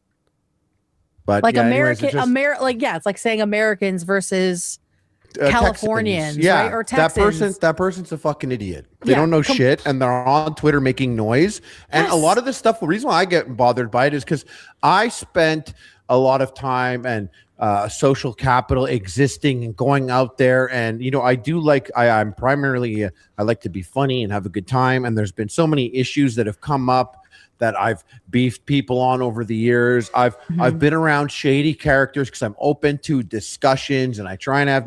I don't know. I feel like there's a difference between shady characters and being friends with an open Nazi Sam Hyde. By the way, here are just like a short amount of tweets by Harley Morenstein. Like, just insane. You can find them all here.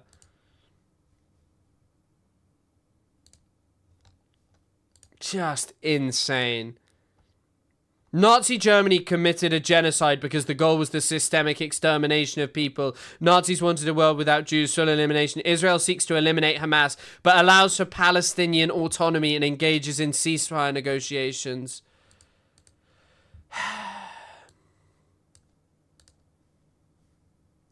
By the way, there are actually a bit of a commonality between people from Canada and people from America, which you both eliminated your indigenous people. Discussions. I want to build bridges, and I know that bothers a lot of people sometimes. But as time has gone on, it's like people are it's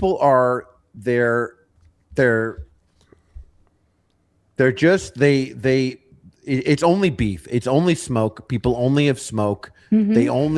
They only are here to argue about this specifically. They only have extremely specific talk. Also, if you were talking about eliminating all people from the wider population of America, and you were just like, yeah, these are just Californians. Obviously, this is such a counterfactual that even feels quite difficult to make because of, the fact that indigenous peoples were eliminated all over the Americas. But anyway, if there was a concerted effort to say that Americans did not exist, okay, and you used the term specifically, that you use the term specifically Californians over Americans, then I don't know what to say to you. Let's not pretend it wasn't British people coming over to a megalol. I agree. I mean, yeah, what, to the Americas? Yeah, of course. I mean, it's just Europeans. Points that are updated week by week. There's no desire to learn more around it, around the issue. There's no desire to educate themselves. Even earlier when you brought it up and no one went and looked at what the hell AOC amended. That's not what they want to do. No, they don't. Everything you're saying is Hasbara. Everything you're saying, every word you say is that. And so they have to nitpick everything, and it is is exhausting. And I did spend time out there talking to people over the years, and I find that a lot of these people make noise, and they've taken things that I care about and moved it backwards. Like I genuinely think a lot of the noise that people made took neutral people and pushed them away, pushed them to the right. By the way, this is categorically untrue. If he's talking about Palestine, obviously he's being very, very being very coy, I guess, here. Of what he's actually saying, for some reason not saying the actual words. I wonder why. But this is absolutely untrue, and I think that's what people don't want to lose. Right. And that led to where we are now. Yes. And I think a lot of these people they don't give a shit. I think someone like, and I know I'll bring him up a lot, but to me I'm a fallen fan. I watched his content a lot. Yeah. So it's not like I have I can't stop talking about Hassan about it, but this is a guy that I spent a lot of time watching. And then I've seen so many things get walked back through how he's, spoke about issues or handled himself, and everything gets walked back. You mean, once again, the major issue is, and this is the problem with a lot of people, is PEP, Progressive Accept Palestine. This is the major issue. Where you have drawn your line in the sand with Hassan is fucking Palestine. And I feel like we're in a worse place now for issues that matter. But a guy like him is making way more money and he's getting way more viewers when Trump is in office. I say it all the time, but like outrage brings views. And he loves banging his desk and getting mad and getting worked up. And it just so happens if he has tons of shit to be worked up about, he's juicing for content. Yeah.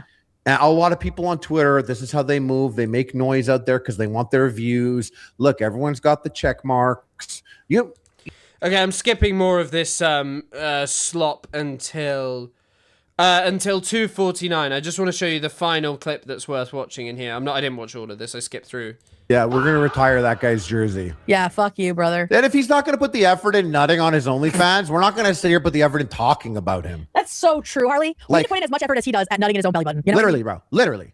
You're done. You're toasted. It's over. Yeah. All right, so let's get to Sam Cedar, the other leftist talking head who is trying to stem the insanity a little bit and stop people from jumping ship to lionize Marjorie Taylor Greene. And such a great informative take that he has. Do you not see like how that's a failure of the so-called left? If people think that Marjorie Taylor Greene is doing a better job than AOC because of because of MTG versus AOC's actions, what is there to say? Most of these people are not even lionizing her and are not saying that like, oh, I absolutely love this person or anything, anything like that. And yeah, I do actually agree with you. We'll watch one final bit and then I'm done. We'll do the Starmer stuff. Here, it's actually like informative. Yes, it's a great In case people didn't know, yes, this is what she did. She abandoned any ability to make change. Exactly. For attention to do this instead. And yeah. So he says, reminder, you quit midterm and gave up the only actual power and leverage you had to curb the Republican Party you raised millions for. And mind you, the majority of Republicans in the House of Representatives is razor thin. So having a Republican side with Democrats against funding, offensive aid to Israel, funding the war in Iran, covering up the Epstein files, that would have made a huge difference. This woman is fucking stupid and completely ineffective, which is probably why these online leftists love her, because that's what they are too. So anyway, Sam Cedar says this totally normal thing, contextualizing. Oh, you know what? Fuck this. I can't listen to them anymore. Sorry, I'm also really distracted by, I don't know if any of you have seen, you guys were mentioning it. There's this new Israeli report, which is on the BBC, and it kind of makes reference to this. It wasn't published by the BBC. It's this Israeli report that claims sexual violence was Hamas weaponized sexual violence in 7th of October attacks. Israeli investigation says. I mean, I've already made my opinion clear on this. Not implausible that Israel can find evidence of something that constitutes sexual violence, but this idea that it was mass and weaponized, no, it's not true. This is constantly being pumped out. This is ridiculous. Israel has not allowed international investigations for this specific reason. I'm sorry, if Israel had the evidence that it claimed it would have been producing much more. It would have allowed for international investigations, but Israel has continually denied that. Israel has continually denied that.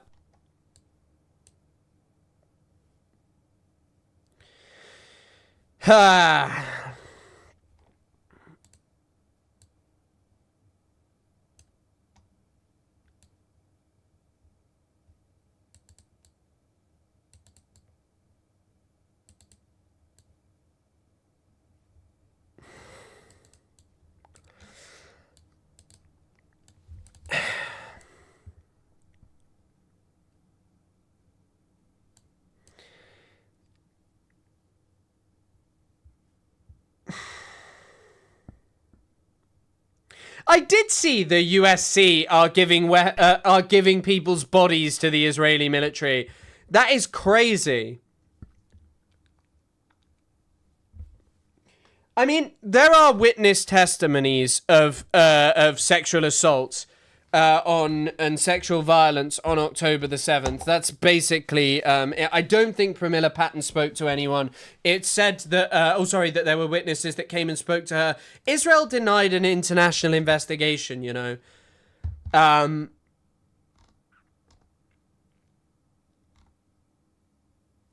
Yeah.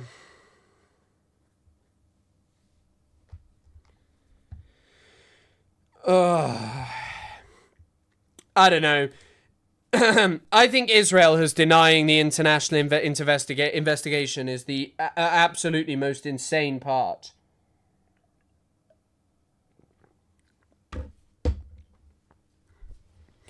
And of course, the Israeli military is actually doing mass systemic sexual violence to this very day. But of course, what will be reported over and over again is this commission, this report by Israel to say, look at this thing happening. And continually it'll be said over and over again, well, you know, it's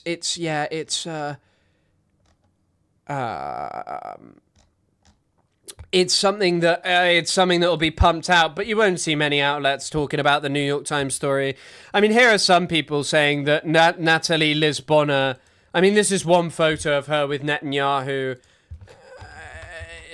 I don't know who this lady is.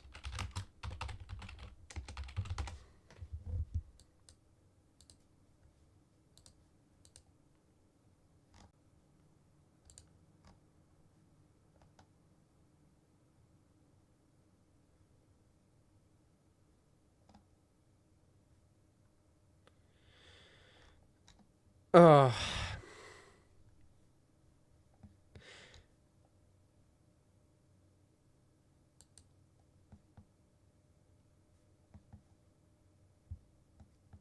God. Jesus Christ. Yeah. I don't know. Very obvious why this has come out.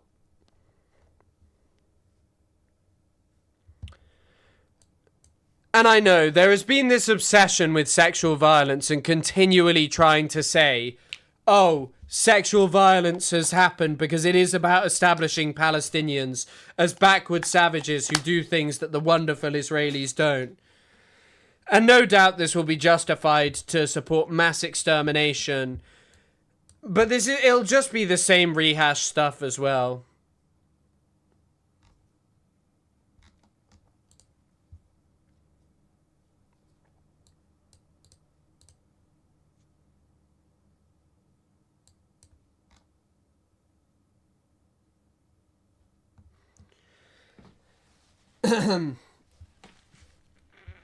But yeah.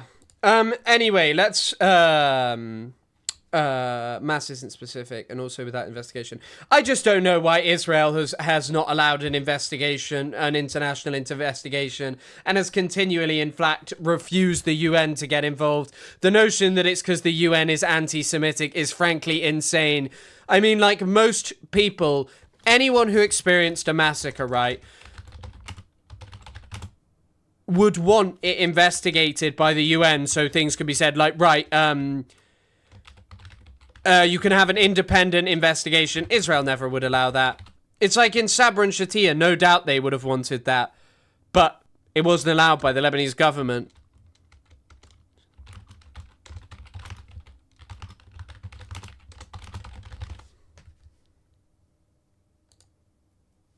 La Boubou. Like, Netanyahu has continually rejected it. This is being because the New York Times piece wrote about some of the Israeli abuses of Palestinians. I know. It is, because the truth is Israel is engaged in mass systemic sexual violence against the Palestinians. It very obviously is. This is something that has existed for decades. It is something that they are unwilling to address. And yeah, it's just, I don't know. It's just kind of insane. It's just kind of insane because Israel has been, it's just insane that Israel has refused to do this. That Israel has refused this. That there is a refusal to kind of own up to what Israel has been doing. There's never been this impartial investigation into October the 7th. Netanyahu will not allow it.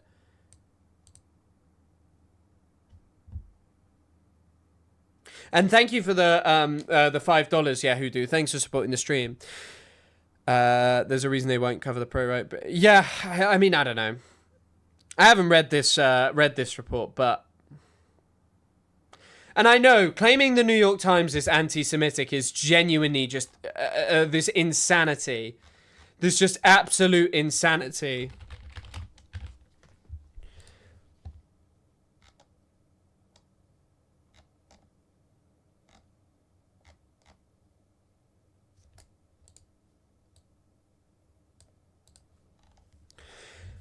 Ugh.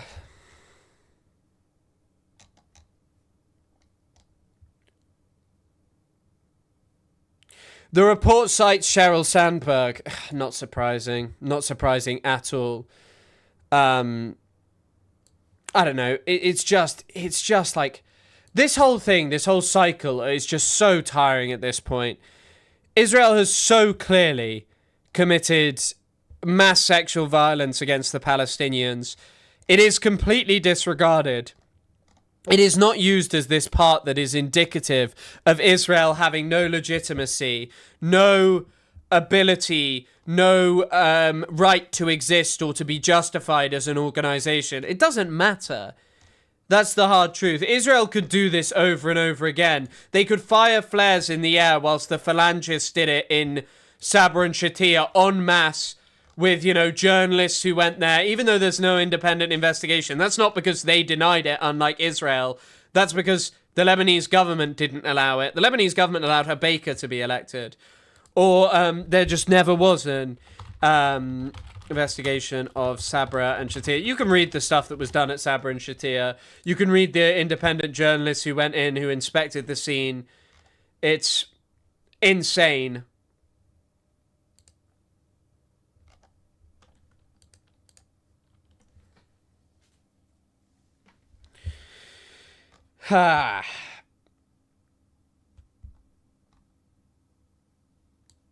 Like, there are literally, yeah, I don't know. It's just insane. I haven't had a chance to read this report or see what people talk about with it.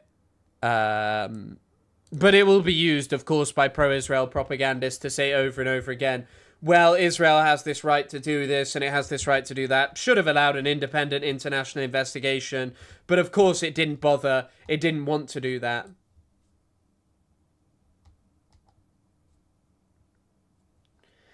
And, by the way, apparently one of the other people that it cites is someone called Kochav Eliakim Levy, who's mentioned in a Ynet article, and multiple articles as being, has posted inaccuracies in her work. But, yeah, government officials have claimed apparently that it is official research. I don't know. You know what? I am just, yeah. I haven't read it, so what is there to say?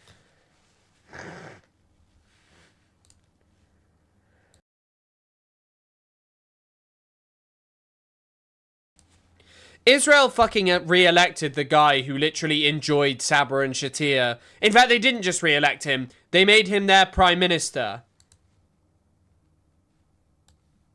So Mohammed Shehadeh has said, this new report's author is a grifter, widely denounced in Israeli media and considered unreliable by Israel's own government for inaccurate research. She collected millions in donations and lecture fees for a fictitious body based solely on her. She used pictures of dead female Kurdish fighters and claimed they were victims of Israeli assault. Her report is basically 17 pages of endorsements and colourful quotes from the likes of Sheryl Sandberg, Hillary Clinton, Rahm Emanuel, followed by 28 pages of forewords, then about 100 pages of old claims repackages, basically grouping every single article ever written or speech made about those allegations. This includes the problematic and debunked New York Times screams without silence, Sandberg screams before silence. The report is citing interviews with known hoaxes like Shari Mendez and Zaka, who both made widely debunked claims of beheaded babies. Israel released this report. I would trust Shehadeh on this. Like, I think Shehadeh is a pretty good source.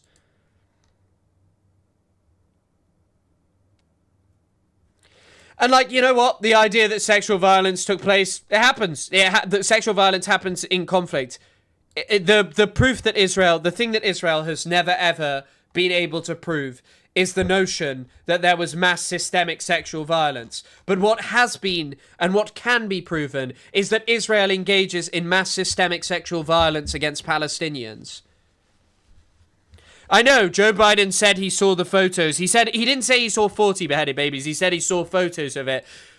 Ben Shapiro also claimed that he'd seen it. Did I just get banned on Twitch? Shit. No, I didn't.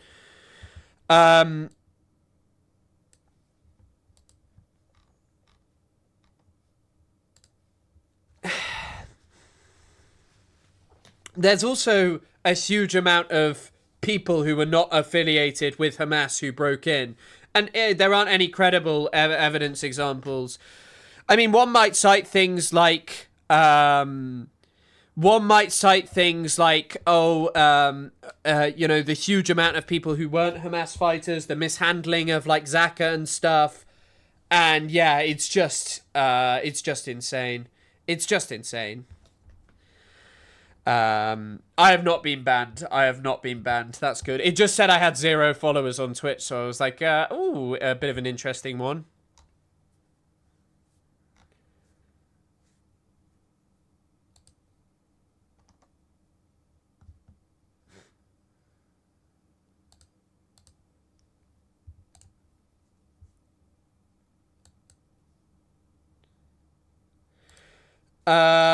Okay, right.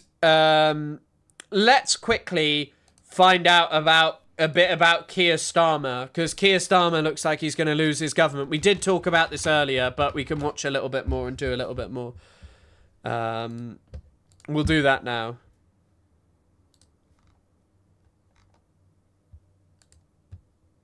Over for Keir Starmer. Turmoil.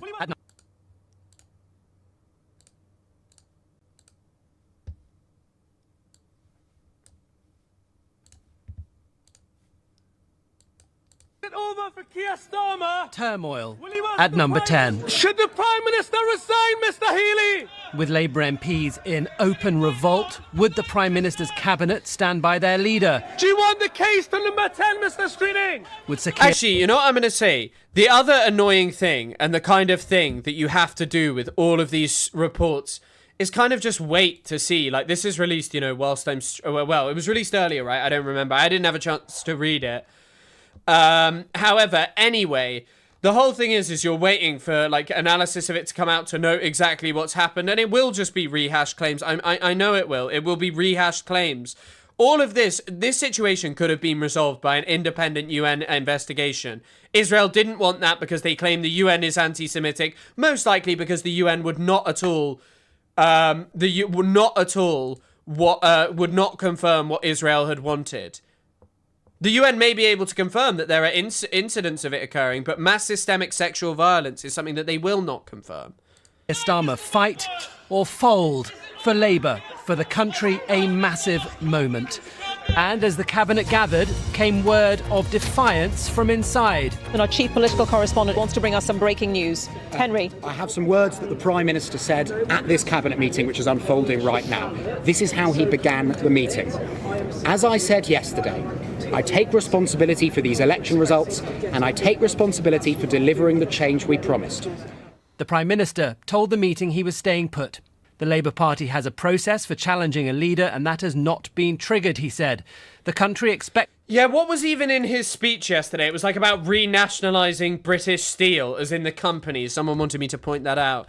And it was like a couple of other things that they're just like, oh, we're going to double down on stuff. It's just rubbish.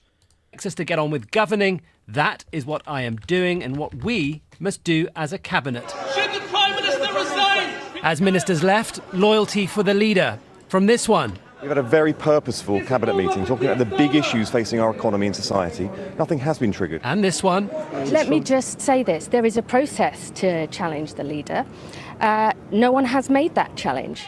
And another. The Prime Minister has my full support, so we all intend to get on with our job. This is all basically an outcome of Labour did so badly at the local elections, and Keir Starmer is just one of the most hated individuals. And yeah, the British Steel is not doing... British Steel is kind of like, you know, it possesses the UK's last two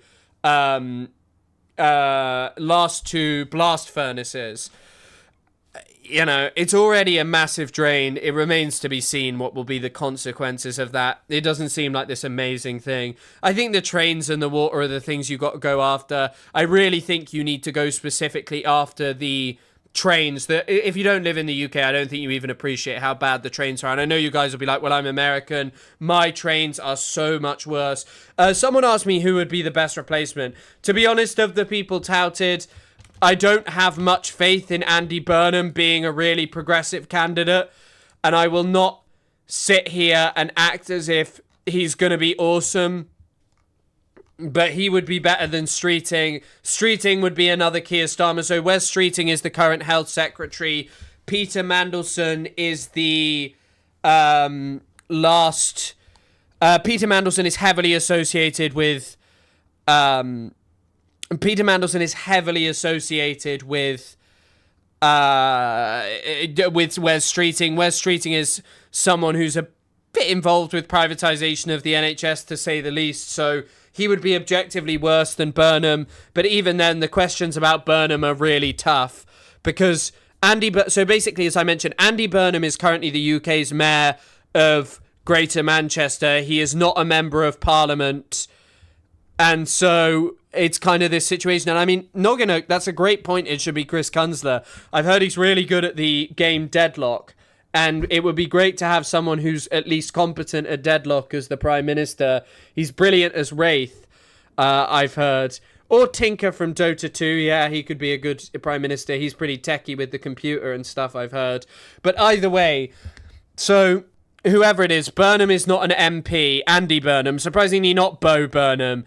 But yeah, it's kind of like this tough thing of like, what do you really do here? Of like, Burnham's not an MP, so you have to wait for a while and see whether he does get to become an MP, and there's talks that people might stand aside. And I think the major issue is a lot of people, even MPs who want Starmer to go, think that there's no alternative. And that's what I'm going to do now. But the Prime Minister's backbench critics are furious. What he's now done is he's laid down the gauntlets, which is how he operates.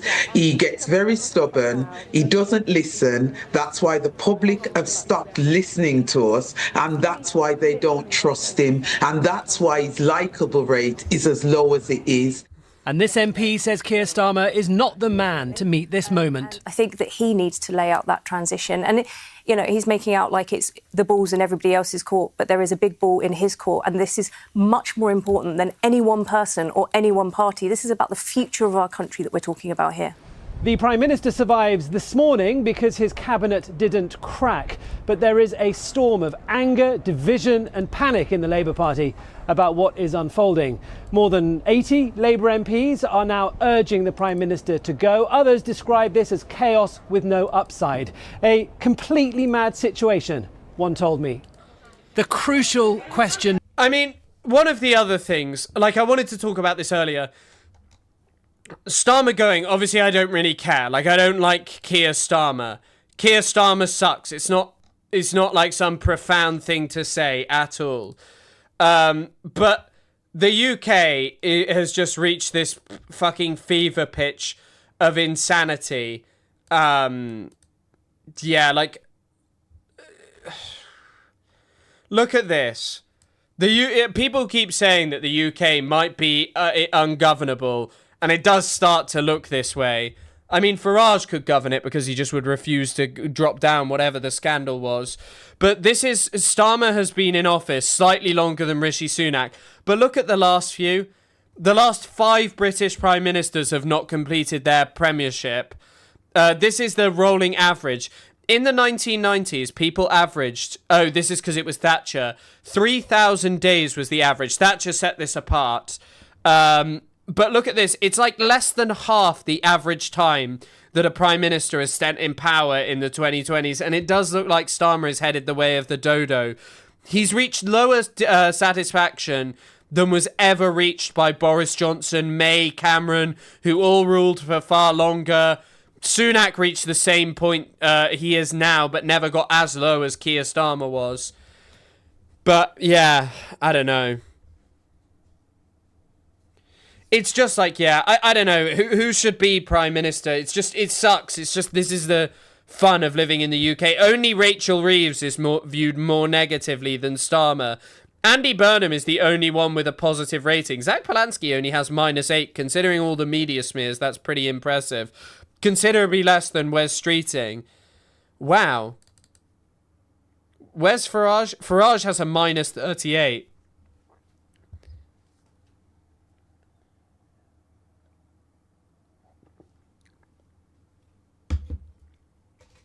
No one likes Starmer. I don't know. There is a guy on Twitter called, like, Total Tory Wipeout. You would be surprised. There are, like, these die-hard Labour fans. And these die-hard Labour fans are just, like, massive fans of Starmer because they're fans of anyone. Wow, apparently Israel has the lowest perception of any country in the world. It's viewed less favourably than North Korea and Afghanistan, which is quite surprising. Iran.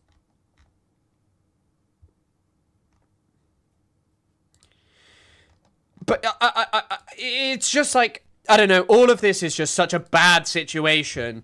Like, will Starmer be removed? Will he be replaced by Wes Streeting? I don't know. It is incredible. This guy has like a supermajority, basically with just unchecked power, and he does nothing with it. He does nothing progressive. He doesn't make any significant changes. It's just been catastrophe to catastrophe. And, you know, I don't know how you manage like these constant crises where things just get worse in the UK. Now, the Afghanistan will have a negative opinion because it's ruled by the Taliban, basically. Will there be a leadership challenge from Wes Streeting? Or Angela Rayner, perhaps? The man many Labour... Also, by the way, Israeli security officials have told US counterparts they are approaching a renewal of fighting in Gaza. You know what? The person in here earlier who was like, this report will coincide with fighting in Gaza, you're probably right. But let's carry on with the Starmer stuff. They'll say it's because Hamas won't relinquish their weapons. There's actually a great article by Mohammed Shehadeh about this called The Disarmament Trap. And yeah, you're right. I mean, the major underfunding of public services and this unwillingness to take a decent foreign policy stance. By the way, it's pretty obvious that if Starmer could stand up to America, that they hadn't gone for this whole thing of kind of appeasing Trump, then the situation probably would have been better for him. That they didn't constantly talk about this special relationship, that they didn't constantly talk about their love of Israel and actually did something rather than tepid things of just like sanctioning a couple of Israeli officials, you know, like Daniela Weiss, like other people. It's just, yeah. MPs want to lead them. Andy Burnham is currently not an MP and could not stand if a leadership contest happened quickly, complicating the calculations of rival camps. The Prime Minister entered Downing Street promising stable government and an end to chaos. This is anything but. Ben Wright, BBC News, Westminster. I just want to emphasise how extraordinary it was standing here in Downing Street watching those cabinet ministers emerge from the building behind me giving impromptu... Yeah, the main issue for the Reform Party is that it is a one-man band. Nigel Farage, with his love of cigarettes and other rubbish, may also be causing himself a bit of trouble. 2 press conferences about what had just unfolded in that cabinet meeting. I've covered 6 prime ministers, and I appreciate in this era that doesn't make me particularly long in the tooth, but I have never seen anything like it. Worth noting, some of the first cabinet ministers to come out, people like Peter Kyle, the business secretary, Liz Kendall, the science secretary, Pat McFadden, the work and pension secretary, they are ideologically and personally close to Wes Streeting. That will surely inform that big question hanging over Westminster now.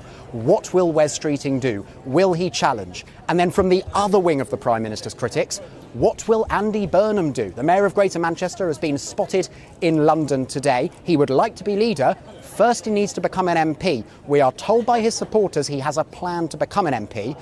The best time for him to unveil that plan was surely yesterday. Next best, surely today.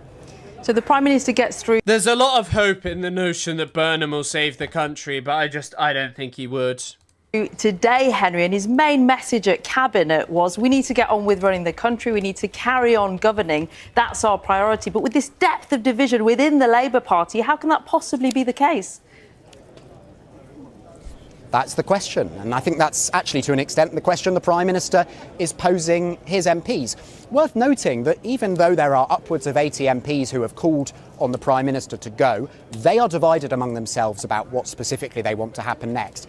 And that is a minority, sure, a large minority, but a minority of what Keir Starmer won almost 2 years ago, which is a vast parliamentary Labour Party. There are lots of Labour MPs, and they're being more vocal about it today, who want the Prime Minister to go on, not necessarily in many cases because they have great affection for him and what he's done, but because they think having a leadership contest would... Sorry, I just wanted to pull this up. So this is an article saying how Andy Burnham... Let Wes do it. Yeah, I think Wes should launch a military coup and seize power. There should be a free officers style coup led by Wes Streeting. Hi, hello, good evening, and happy Keir's sacking day. It remains. I think Keir's going to cling to power for quite a while, to say the least. But yeah, I don't know. So they're talking here about Andy Burnham, but they're mentioning here. So Burnham was in favour of the British invasion of Iraq in 2003. He was a member of Labour Friends of Israel within 20... he's a member of Labour Friends of Israel. I don't know if he still is. He said he ran to be the Labour leader. He said his first overseas visit would be Israel. He called BDS spiteful and said he opposed it. Burnham praised Israel as a democracy with a long history of protecting minorities and civil rights, and said that the Balfour Declaration represented an example of British values in action. Oh my fucking God. I did not realise it was this bad. That is outrageous. That is just spitting in the face of every person in the Middle East, and every single Palestinian in particular. The Balfour Declaration was written into the fucking... the mandate system. The mandate system was despicable. It had nothing to do with democracy. You know what, actually? The blasphemer, you are actually correct about that. I am wrong. Excuse me. Burnham was totally correct. That was British values in action. Pastor Bus just said the same thing. Yeah, that was British values in action. Completely correct. Well done on that one. This is why we got to let Wes Streeting get in and take out Starmer for the final time.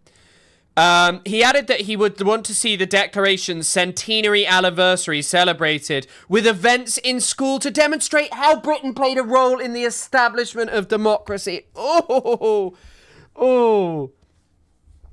He found, but don't worry, he found Netanyahu's re-election depressing in 2015. Netanyahu elected on a pledge to build more settlements. Palestine will need more international support.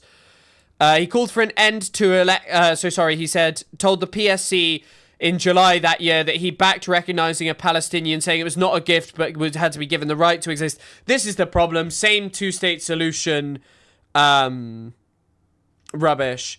Sign language interpreters have to wear solid color tags to provide contrast to their skin tone. I just looked it up. Oh, I never knew that. That's actually really interesting. Thank you.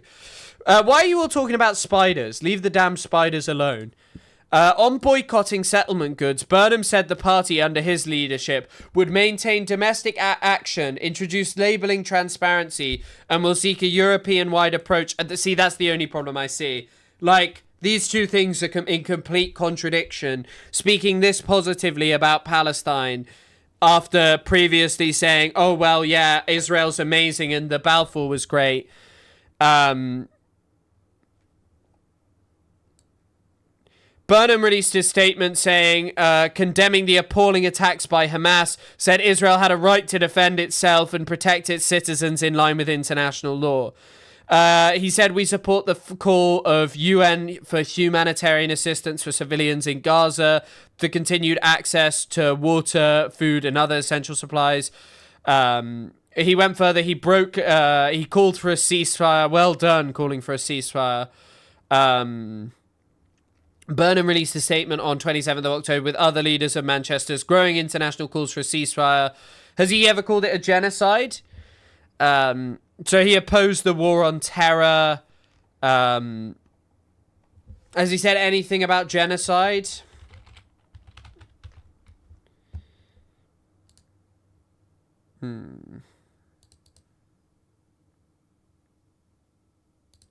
No. Yeah, not gonna lie, more of the same on Palestine. Yes, please, that's all the UK can offer. Right, it's pee time again. Gonna leave this to play, but there's gonna be a load of pee. Would be preposterous. But the Prime Minister is not out of the woods yet. With his bold display of prime ministerial authority earlier today, he's put himself back in the game. But anyone who tells you how long that will last is lying. Henry, for now, thank you. We'll be back on Downing Street soon, but for now, the Prime Minister has said he does want to get on with governing, but with more than 80 of his own MPs declaring he should go, he is under pressure. A reminder of what it would take then for there to be a change at the top of the Labour Party. Unless the leader resigns, a leadership election can only be triggered by Labour MPs. Any challenger would need the backing of 20% of their colleagues in Parliament. As things stand, that would be 81 Labour MPs who have to declare their nomination to the party's General Secretary. And at that point, nominees would need the support of 5% of constituency parties or the backing of at least 3 affiliates of the Labour Party. 2 of those would have to be trade unions. Nominees would have to be Labour MPs, which rules out potential challengers like the current Mayor of Greater Manchester, Andy Burnham. And as things stand, not enough MPs are united behind a potential new leader, but backbench MPs have had plenty to say. Keir is who people voted for. He is a very, very genuine, integral man. He's absolutely been wonderful. But we've got to a point where, you know, the toxicity in Parliament, Sorry, I was peeing. Exit Dose, thank you for subscribing with Prime and supporting the channel. Hold on, let me just pull back to this. Thank you for support as always. Potential new leader, but backbench MPs have had plenty to say. Keir is who people voted for. He is a very, very genuine, integral man. He's absolutely... See, I don't really get it. I don't really get how you're calling this guy an integral man. That is some pretty outrageous commentary. He appointed pedo extraordinaire. Friend of pedo extraordinaire Jeffrey Epstein. Peter Mandelson. Absolutely been wonderful. But we've got to a point where, you know, the toxicity in Parliament, in our politics, he just isn't cutting through. He's not cutting through on the doorstep. He's not winning over voters. We've seen the disaster that we've had in the Senedd. We've seen the disaster in Scotland. And it's about time that members of Parliament like me, Chair of Northern Ireland Affairs Select Committee, stand up and say, look, Keir, thank you for your service. You've been the leader of the Labour Party for 6 years. It is now time to go. I listened carefully to the speech which Keir Starmer made, and I think there were 2 things that really stood out. There was no change in the economic orthodoxy which has been driving his agenda, and secondly, the political culture he has set, which has not brought the party together, let alone our communities in the country. And at this time in our politics, it's the most important thing that a leader could do. I think the time has now come for us to have an orderly transition to a new leader, somebody who can connect and relate to... I mean, Burnham would be undeniably more relatable and more popular, but I don't know. I don't know. I don't think... I worry it'll just be more of the same. I think it will just be more of the same. The British public, but more importantly, to deliver a radical...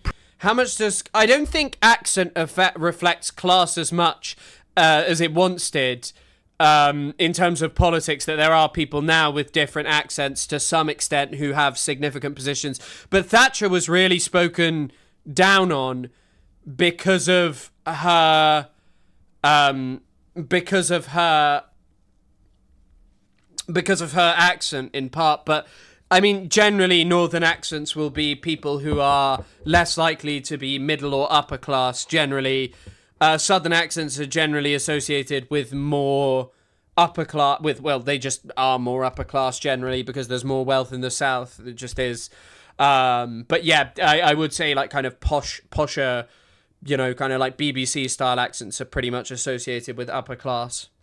Programme of the change that people wanted. We've got 2 globally significant wars raging that are impacting on choices around defence spending and public services, huge challenges around energy security, climate change, all of that.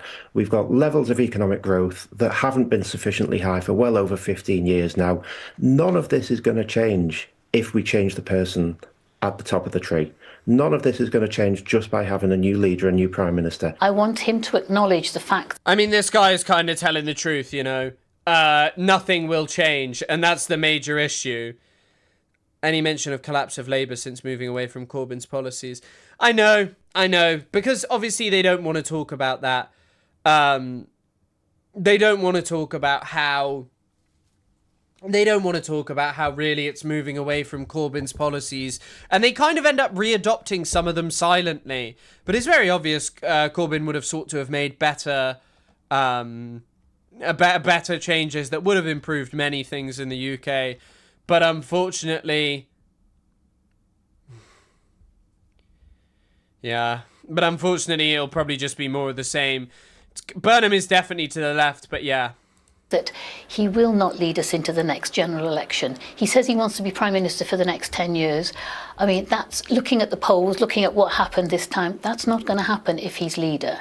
So what I need from him is a very clear acknowledgement of that. He is, incredibly unpopular on the doorstep, and we were having to outline a local campaign where we tried to, focus in on the local, try and avoid people's frustrations with the national. And that's not sustainable as we have more elections coming up a year away from now as well. And we have to make sure we're in the best possible situation to win the political fight for our country and for our communities. Well, political turmoil often leads to economic disruption. Look at that photo, though, of Starmer. Starmer is fucking mogging there. I think it's fair to say that Starmer's serving. Let's find out what's been happening today with our economics editor, Faisal Islam. So, Faisal, talk us through what impact the drama on Downing Street has had on the markets and then how that can trickle down to all of us. Yeah, well, I mean, it's a bit of a cliche that the markets don't like uncertainty, and what you've been describing is the highest type of uncertainty, and there has indeed been a reaction on markets. The effective interest rate paid by the government on its debts over various years, so like a 10-year loan, for example, is the typical benchmark that we use to compare. That did shoot up by 0.1 percentage points. That's quite a notable amount for this type of debt traded in the market. It went up to 5.1%, higher than that actually, the highest level since the 2008 financial crisis on the 10-year, similar at other time periods. And in terms of how that sort of transposes into the real economy, that helps bid up mortgage costs for fixed rate mortgages. We've seen some of that already, and also affects businesses, but chiefly affects the costs of interest for government. So you're seeing some of that impact as this uncertainty continues, and also in anticipation of potentially... Yeah, I can't believe they're taking away Zaddy Starmer from us. This is why you honestly think... Also, by the way, I don't know if you know this, I thought someone was chatting shit, and I think they exaggerated this. Obviously, Wes Streeting was seemingly not Owen Jones' boyfriend, but Wes Streeting is very good friends with Owen Jones, which is intriguing to say the least. Or was once very good friends. I don't think they are anymore.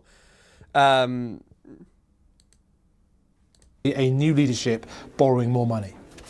OK, Faisal, thank you. Back to Downing Street then, and our chief political correspondent, Henry Zeffman. Henry, the Prime Minister's been to the edge. Nobody's blinked. He's come back slightly. Where on earth do they go from here? I don't think they're friends anymore, to clarify. Going to implement and... Search me, Nina. 3 numbers for you. 1, 2 and 10. 1, that is the number of days until the King comes here to Westminster tomorrow to unveil his government's legislative agenda.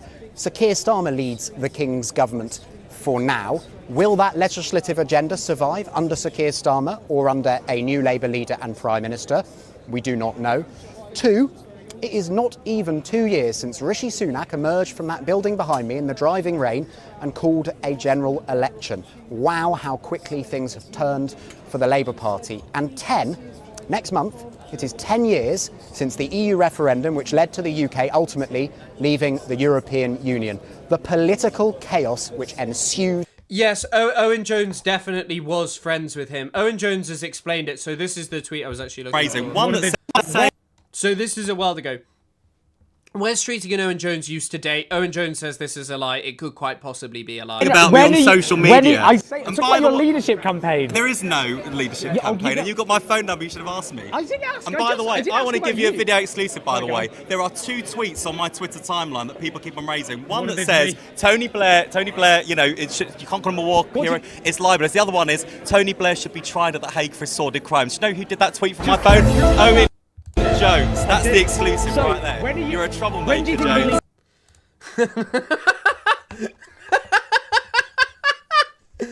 Okay, apparently he didn't like him very much, but Owen Jones tweeted that from his phone. Okay, interesting.